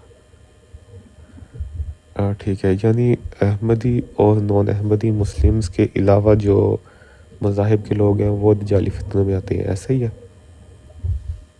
سارے مذاہب کو نہیں، ہم پورے مذہب کو نہیں کہہ سکتے، اس مطلب گروہ کو جو دجل کرتا ہے، کرسچینٹی جو کو فتنہ زیادہ آپ کہہ رہے ہیں؟ جو فتنہ دیکھیں ہر کرسچن بھی تو نہیں نا یہ فتنہ بازی کرتا۔ جی ٹھیک ہے۔ اور یہ میجورٹی آف جو دا کرسچنس تو اب ویسے ہی ایتھیزم کی طرف چلے گئے ہیں۔ آپ اگر کسی کرسچن سے ڈسکشن کرتے ہیں تو میجورٹی ان میں ان ممالک کے اندر وہ ٹپیکل بعض ہوں گے، میں یہ نہیں کہتا ہوں کہ نہیں ہیں، ان میں ہیں، لیکن میجورٹی آف دا یہاں کے آپ یوتھ کو ملتے ہیں تو وہ خود کرسچینٹی سے بتا رہے ہیں۔ اچھا ٹھیک ہے، اور یہ جو فتنہ دجال ہے، جو دجالی فتنہ، یہ تو 1400 سال سے چلتا آ رہا ہے اور اس سے پہلے بھی تھا۔ ٹھیک ہے، تو اس میں رسول اللہ صلی اللہ علیہ وسلم نے کب کہا کہ دجال اب نہیں ہے؟ رسول اللہ صلی اللہ علیہ وسلم کی ایک حدیث ہے کہ اگر اب میرے سامنے آئے گا تو میں تمہاری طرف سے اس سے حجیج کروں گا، حجیج کے الفاظ ہیں کہ اس سے جھگڑا کروں گا، اور اگر بعد میں آئے گا تو مسیح ابن مریم اس سے لڑے گا۔ تو اس ٹائم جب بھی کوئی بنی اسرائیل کا جو مطلب دجالی یہ جو ہے مذہب کا ماننے والا تھا، وہ نبی صلی اللہ علیہ وسلم کے سامنے آتا تھا تو اس کے ساتھ جھگڑا شروع کر دیتے تھے۔ رسول اللہ صلی اللہ علیہ وسلم نے نجران کے پادریوں کے ساتھ کیا کیا تھا؟ مباہلہ کیا نا، لیکن وہ مباہلہ انہوں نے تو نہیں ہوا ہی کیا۔ نہیں تھا، مباہلہ تو ہوا ہی نہیں تھا۔ ہاں نہیں کیا انہوں نے۔ ہاں تو وہ اس زمانے میں وہ نکلے تھے مقابلے میں اس زمین کے اوپر، سوائے جو ہے وہ مکے اور مدینے کے، تو یہ بتایا نا، تو وہ اس کے یعنی جو خروج کا دجال جو ہے وہ مکی اور اس کے مدینے میں داخل نہیں ہو سکے گا۔ اس کا یہ ہے نا کہ وہ خروج کیا کرے گا، کہ وہ خروج اس زمانے میں کرے گا، اس کو طاقت مل جائے گی اس زمانے میں، تو اس کو اقتدار ملے گا۔ ہم مسلمان ہیں نان احمدی، یہ کہتے ہیں کہ جو مرزا صاحب تھے آپ کے وہ بھی مکہ مدینہ میں داخل نہیں ہو سکے تھے، یہ بات حقیقت ہے؟ مکے اور مدینے میں اگر نہیں داخل ہو سکے تو پھر اس سے کیا نتیجہ نکالنا؟ نہیں، وہ پھر کہتے ہیں کہ یہ انہی 30 دجالوں میں سے ایک ہے جو بات نبی سنیں، صلی اللہ علیہ دجال وسلم نے فرمایا تھا۔ میری عرض سنیں نا، دجال اگر یروشلم میں بیٹھا ہو مثال کے طور پہ، تو مسیح آپ کے حساب سے مسیح ابن مریم کو اس کو مکے اور مدینے میں جا کے قتل کرنا چاہیے؟ نہیں، مکہ اور مدینے میں تو داخل ہی نہیں ہو سکتا نا وہ۔ تو میں یہی بات ہے نا کہ مسیح کی اولین ذمہ داری کیا ہے؟ مکے اور مدینے میں رہنا یا دجال اس کے ساتھ جنگ کرنا؟ میں نے آپ سے یہ سوال کیا ہے کہ میں نے بھی جو آپ نان سے احمدی لوگ، سوال کے جواب میں ہی سوال کر رہا ہوں کہ مسیح کی اولین ذمہ داری کیا ہے کہ مکے اور مدینے میں دجال کا بیٹھ کے خاتمہ کر لیجیے۔ میری ہاں تو ٹھیک ہے، اس کے لیے جہاں پر دجال نے ہونا انہوں نے وہیں پہ جانا ہے نا۔ دشمن آپ کا ایسٹرن بارڈر پہ ہو اور آپ بنگلہ دیش کے بارڈر پہ فوجیں بھیج دیں، یہ پاسبل ہوگا؟ نہیں ظاہر ہے جہاں پہ دجال ہوگا وہیں پہ ہوں گے وہ، مطلب اسی کے پاکستان ساتھ پہ انڈیا حملہ کرے، آپ یہ کہہ سکتے ہیں کبھی کسی صورت میں مان لیں گے کہ انڈیا پاکستان پہ حملہ کرے اور پاکستان فوج جو ہے افغانستان کے بارڈر پہ لگا دے ساری؟ نہیں، میں آپ کی بات میں سمجھ گیا ہوں، لیکن یہ میرا اپنا پوائنٹ آف ویو نہیں ہے، اپنا موقف نہیں ہے۔ میں آپ کو کہہ رہا ہوں کہ نان احمدی لوگ جو ہے، ہم مسلمانوں میں یہ بات کہی جاتی ہے کہ جو نبی صلی اللہ علیہ وسلم کی حدیث ہے کہ میرے بعد 30 جھوٹے دجال آئیں گے، تو جو مرزا صاحب تھے وہ بھی ان میں سے ایک تھے، اسی لیے وہ مکہ مدینہ میں داخل نہیں ہو سکے۔ تو میری بات سنیں، وہ جو مہدی سوڈانی تھا اس نے تو مکے کے اندر بیٹھ کے خانہ کعبہ کے اندر بیٹھ کے دعویٰ کیا تھا، تو اس کو آپ نے سچا مان لیا؟ نہیں، بالکل نہیں۔ تو وہ تو مکے میں بھی داخل ہو گیا، پھر اس کو کیوں آپ کہتے ہیں وہ سچا نہیں تھا؟ نہیں، میں مسلمہ بات سنیں نا، مسلمہ تو مکے اور مدینے تک رسول اللہ صلی اللہ علیہ وسلم سے ملاقات کرنے کے لیے آیا تھا، کہ اس کو سچا مان لیا تھا؟ نہیں، بالکل نہیں۔ تو پھر تو ان کی دلیل تو پھر ٹوٹ گئی نا۔ कि अगर वो इस उन 30 के अंदर वाले को समझते हैं कि मक्के और मदीने में भी दाखिल नहीं होगा। लेकिन वो अल कुछ कतानी ने मक्का के अंदर किया, बल्कि वो सीज ऑफ मक्का आप देख लें, उसने कब्जा कर लिया था। वही इनको मैं बता पुरानी रहा हूँ ना बात कि नहीं, उसने 40 मोहम्मद 40 मोहम्मद साल अब्दुल्ला अल कहतानी, मोहम्मद अब्दुल्ला कतानी। अल कहतानी उसका नाम था, और उसका नाम मोहम्मद था, वालिद का नाम अब्दुल्ला था। हाँ जी, और या दावा किया उसने। वो और तब तो कुछ पाकिस्तान को जो है ना अपनी वो फौज उस भेजनी हदीस पड़ी की थी उसको मक्के और मदीने को क्लियर करने के लिए। अच्छा ये तो एक जी सेकंड उसको कुछ सॉरी लोग हाना जो है ना काबा वो को। अली अमर भाई एक कुछ सेकंड, उस हदीस की ये अली भाई एक सेकंड जी, यासर भाई अस्सलाम वालेकुम, अली भाई दोबारा अस्सलाम वालेकुम। यासर भाई सो गए हो? लेकिन बरकातु। जी वेलकम सर, मैं बड़े अच्छे सुन रहा बात था, हुई। नींद भी आ गई थी। ठीक है नहीं आता हूँ, नहीं नीचे बैठ के सुन रहा था। ठीक है और ठीक ठाक सब भाइयों? अल्हम्दुलिल्लाह अल्हम्दुलिल्लाह, अल्लाह का फजल, फाइन। जी मैं सुन रहा हूँ। ठीक है जी, अली आमर भाई। जी मेरा सवाल यही था, मैंने पूछ लिया, जवाब दे दिया उन्होंने। मैं ये ठीक कहने लगा था कि उसकी हदीस की ये भी कुछ लोग ऐसे तशरीह करते हैं कि इसमें मक्का और मदीना से मुराद इसमें मैं रोज़ा आपको मुबारक हवाला और मंगा दूंगा, मेरे पास था, लेकिन वो मेरे पास अब भी है, लेकिन उसमें ना कुछ, एक तो मेरे पास वो किताब का टाइटल नहीं है, और दूसरा उसमें कुछ ऐसी चीज़ है कि वो सही नहीं ना। वैसे वो 30 जो झूठे वाली बात है ना, वो अकबर बादशाह तक ख़त्म हो गए थे। अकबर बादशाह से भी पहले मियाँ साहब 600 हिजरी के करीब मुवाहिबुल दुनिया किताब है एक, उसके अंदर वो लिखते हैं कि ये जो अदद है ये पूरा हो चुका है। वो अकबर बादशाह से भी पहले पूरा कर दिया उन्होंने। हाँ जी। और नवाब सदीक हाँ साहब की है शायद जो है, उन्होंने भी अपनी किताब में वो 30 की लिस्ट पहले से पूरी कर दी है। अच्छा मुझे एक चीज़ याद आ गई है, अभी आप लोग अदनान रशीद के बारे में बात कर रहे थे, जी जी। तो अदनान रशीद की मैंने एक वीडियो में ये पढ़ा था, सुना था इंस्टाग्राम पे, उसकी वीडियो आई थी मेरे सामने। वो ये कह रहा था कि मिर्ज़ा साहब ने एक हदीस को गलत अपनी किताब में लिखा है। हाँ जी। नबी सल्लल्लाहु अलैहि वसल्लम की हदीस कुछ इस तरह से थी कि अगर किसी जगह पे वबा फूट जाए तो उस जगह से बाहर ना जाओ, और अगर तुम्हें पता हो कि किसी जगह पे वबा फूटी हुई है तो उस जगह में दाखिल ना हो। तो इस हदीस को मिर्ज़ा साहब ने बिल्कुल उल्ट करके लिख दिया, यानी अगर किसी जगह पे वबा फूट गई है तो वहाँ से बाहर निकल जाओ, और अगर तुम्हें पता है किसी जगह पे वबा फूट गई है, तुम बाहर हो, तो उस जगह में दाखिल हो जाओ। तो ये सच है, इसमें कोई हकीकत है? अली आमिर भाई, जहाँ पर ये इश्तिहार दिया गया ना, दोनों रवायतों का जिक्र किया गया है कि एक रवायत ये भी है कि ना निकलो, और एक रवायत है कि निकल भी सकते हो। तो अब दो रवायतें हों तो क्या उसकी तदबीक करेंगे? नहीं, अगर वबा फूट गई है फिर आप कैसे निकल सकते हैं? ज़ाहिर है फिर तो आप मैं वबा अर्ज को कर रहा फैलाएंगे हूँ ना। दोनों रवायतें हों तो फिर क्या जो करेंगे? लॉजिकली ज़्यादा सही लग रही है वही उसको सही समझा जाएगा ना। तो आप बात सुने, ये क्वारंटीन हुए थे तो ये हुकूमत ने जितने भी उलमा थे इनको उठा उठा के क्वारंटीन में भेजा था कोविड में। तो ये किस बुनियाद पे गए थे क्वारंटीन में? क्या रसूलुल्लाह सल्लल्लाहु अलैहि वसल्लम के हुक्म की मुखालफत करते हुए क्वारंटीन हुए थे? कहाँ क्वारंटीन भेजा था? सेंटर्स में जब भेजे गए थे, मेरे इल्म में नहीं है ये बात, कहाँ भेजा था उलमा को? जिन जिन लोगों को कोरोना हुआ था उनमें कई उलमा भी थे, पाकिस्तान के कई उलमा को भी हुआ था, तो उनको जी क्वारंटीन सेंटर्स में भेजा था। जी। तो वो किस बुनियाद पे भेजा था? क्या उन वो उलमा ने रसूलुल्लाह सल्लल्लाहु अलैहि वसल्लम की मुखालफत की थी?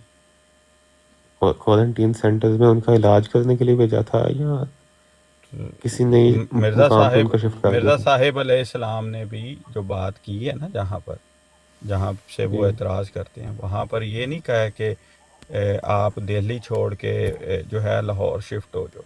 उन्होंने कहा है कि उस जो अगर आपके गिर्द गिर्द वबा है तो वहाँ से निकल कर खुले मैदानों में आ जाओ। और आगे ये भी है कि जिस जगह वबा है उस जगह दाखिल हो जाइए भैया। नहीं, दाखिल नहीं होने का हुक्म, दाखिल होने का तो है ही नहीं है बात, वहाँ जाने की ज़रूरत क्या है? देखें ये मैंने भी एक दफ़ा बात की थी, ये 2 टाइम की बात है। एक वक्त था जब कहा था कि आप अपना वही हदीस के मुताबिक अपना अपना इलाका ना छोड़ें, लेकिन उस वक्त गवर्नमेंट का कोई हुक्म नहीं था। लेकिन सेकंड टाइम जब ये बात हुई है ना, तो उस वक्त गवर्नमेंट ने ये इश्तिहार दिया था कि आप अपने अपने इलाके छोड़ दें। तो उलिल अमर के तहत हज़रत मसीह मौला साहब वसलाम ने ये हुक्म दिया था कि गवर्नमेंट की इताअत करनी है। कुरान नहीं, मैं पाक में है। इनको हदीस दिखा भी देता हूँ। अगर ये कहेंगे ना कि मुझे हदीस दिखा दें, तो मैं इनको हदीसें दिखा भी दूंगा। सुनन अबू दाऊद में भी है और भी किताबों में है, वो आप मुझे दिखाई नंबर जा बता दें, मैं सकती देख लूँगा। है। 1 मिनट, मैं निकाल के लाया। जी, जी। यहाँ ना टाइम हो गया 4:20, काफ़ी लेट हो गया, तो फिर इंशाल्लाह बाद में बात होगी। आप मुझे नंबर बता दें। वो चले ठीक गए है, हैं मेरे वो ख्याल से। ले आते हैं। वो जब बैग पे जाए ना तो कई दफ़ा डिस्कनेक्ट हो जाता बंदा, तो आ जाते हैं तो हम जी, जी, मुझे दे पता। देते हैं।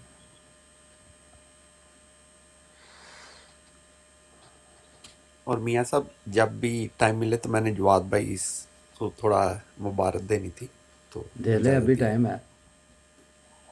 ये करते हैं हमारे सामने आके कि कोई भी अगर अपने आप को ऐसे मुस्लिम पोज करेगा जिसको मैं मुसलमान नहीं समझता, वो इस्लाम के दायरे से बाहर है और मियाँ 298 साहब वो हैं ये, सॉरी जवाब भाई, हाँ जी, जी वो वो हैं या चले गए हैं? मैं देखता हूँ यहाँ से तो चलेंगे, नीचे बैठे हूँ तो देख लेते हैं। इनबॉक्स में मैसेज कर दूंगा। हाँ जी।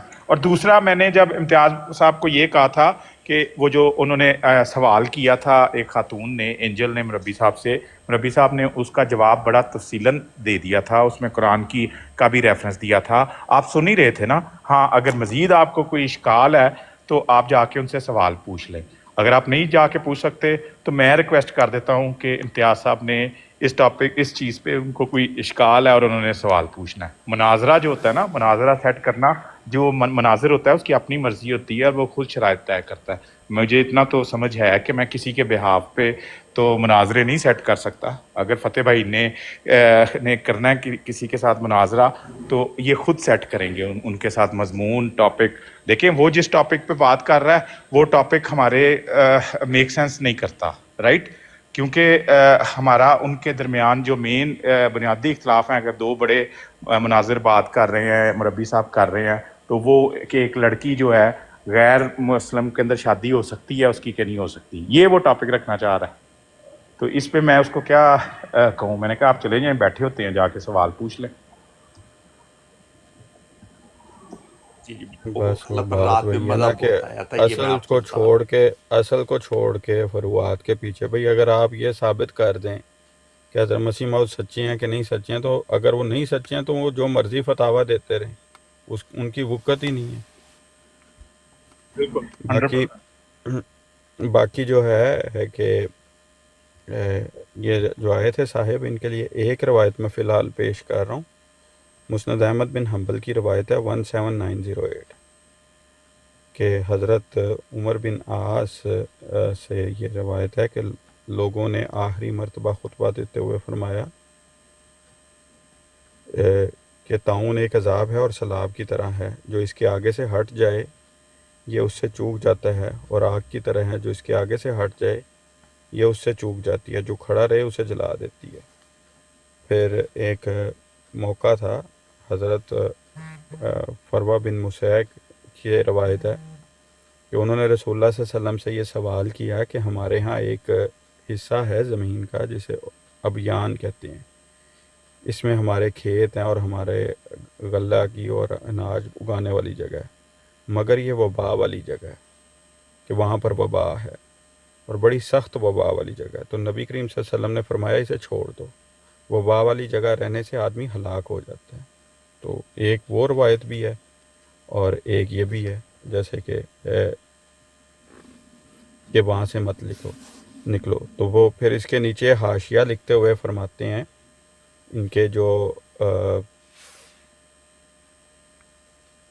अबू अम्मार उमर फ़ारूक सईदी साहब, وہ بیان کرتے ہیں کہ علاج معالجے اور حفاظتی تدابیر اختیار کریں تاہم کوئی کسی کو کوئی اہم شرعی ضرورت لاحق ہو تو اس صورت میں اس جگہ سے جانا فرار نہیں کہلائے گا کہ جس جگہ وبا ہو. اگر کسی کو کوئی ضرورت ہے اور وہ اس جگہ سے نکل جاتا ہے یا جاتا ہے کہیں اور تو وہ فرار نہیں ہوگا, تو جانے کی گنجائش ہے. ہاں یہ ہے کہ اگر کسی جگہ وبا پھیلی ہو تو عمومی طور پہ کہا جاتا ہے کہ آپ 2-4 دن جتنا وقت ہے جن دنوں میں آپ کے اوپر اس کے سمٹمز ہیں بیماری کے, تو آپ ان چیزوں سے اوائڈ کرو. جیسے گورنمنٹ کہتی تھی کہ جس کو کووڈ کے سمٹمز ہیں وہ 10 دن 12 دن کوارنٹین کرے.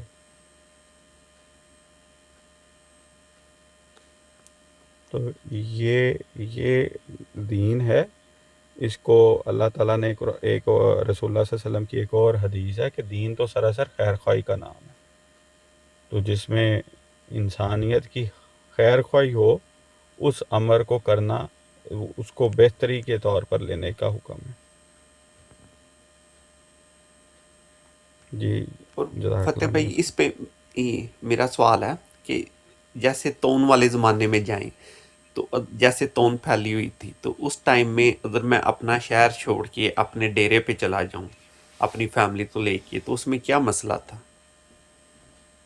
دیکھیں اس میں یہ تھا کہ یہ جو ہے نا کہ حضرت مسیح موعود علیہ السلام کا جو حکم بھی تھا نا وہ یہی تھا کہ بات یہ نہیں کہ تعاون والی جگہ سے باہر نکلنا ہے, بلکہ یہ شرعی فیصلہ ہے. گندی ہوا سے اپنے آپ کو بچاؤ, جان بوجھ کر اپنے آپ کو ہلاکت میں نہ ڈالو. یہ قرآن کریم کی تعلیم ہے نا. اور راتوں کو اٹھ کر دعا کرو اور اللہ تعالیٰ سے اپنے گناہ کو کی بخشش طلب کرو. تو اگر تقدیر الہی آ جائے تو صبر کرو. پھر اس کے بعد یہ ساری کی ساری بات بیان کر کے ہمیں بتایا یہ گیا تھا کہ اگر جس طرح ہوتے ہیں نا, بعض کنجسٹڈ گھر ہوتے ہیں اور طاعون کے سمٹمز ہوتے ہیں کہ اگر جتنی بند ہوا ہوگی نا اس کے جراثیم اتنے پھیلتے تھے. تو اس میں یہ کہا گیا تھا کہ جیسے گاؤں وغیرہ کے علاقوں میں ہوتا ہے کہ لوگوں کے ایک علاقے میں گھر ہوتے ہیں اور ایک علاقے میں ڈیرے ہوتے ہیں, جس میں آپ اپنے زرعی ساز و سامان اور اس طرح کی چیزیں رکھتے ہیں. وہاں پر بھی آپ نے چھوٹے چھوٹے گھر بنائے ہوتے ہیں. تو وہ کیونکہ کھلی جگہ پہ ہوتے ہیں تو تاکید یہ کی گئی تھی کہ بند کنجسٹڈ ایریا سے نکل کر آپ ان کھلے علاقوں میں چلے جاؤ. تو اس میں کوئی حرج نہیں ہے. کسی کو یہ نہیں کہا گیا تھا کہ لاہور چھوڑ کے تم ممبئی شفٹ ہو جاؤ یا ممبئی چھوڑ کے تم دہلی شفٹ ہو جاؤ.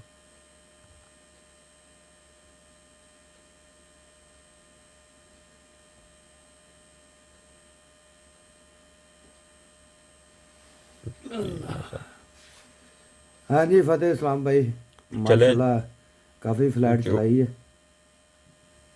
5 گھنٹے ہو گئے نا. چلیں پھر ابھی آج اجازت لے لیجیے. آج اجازت لی ہے, نیند بھی آ رہی بڑی.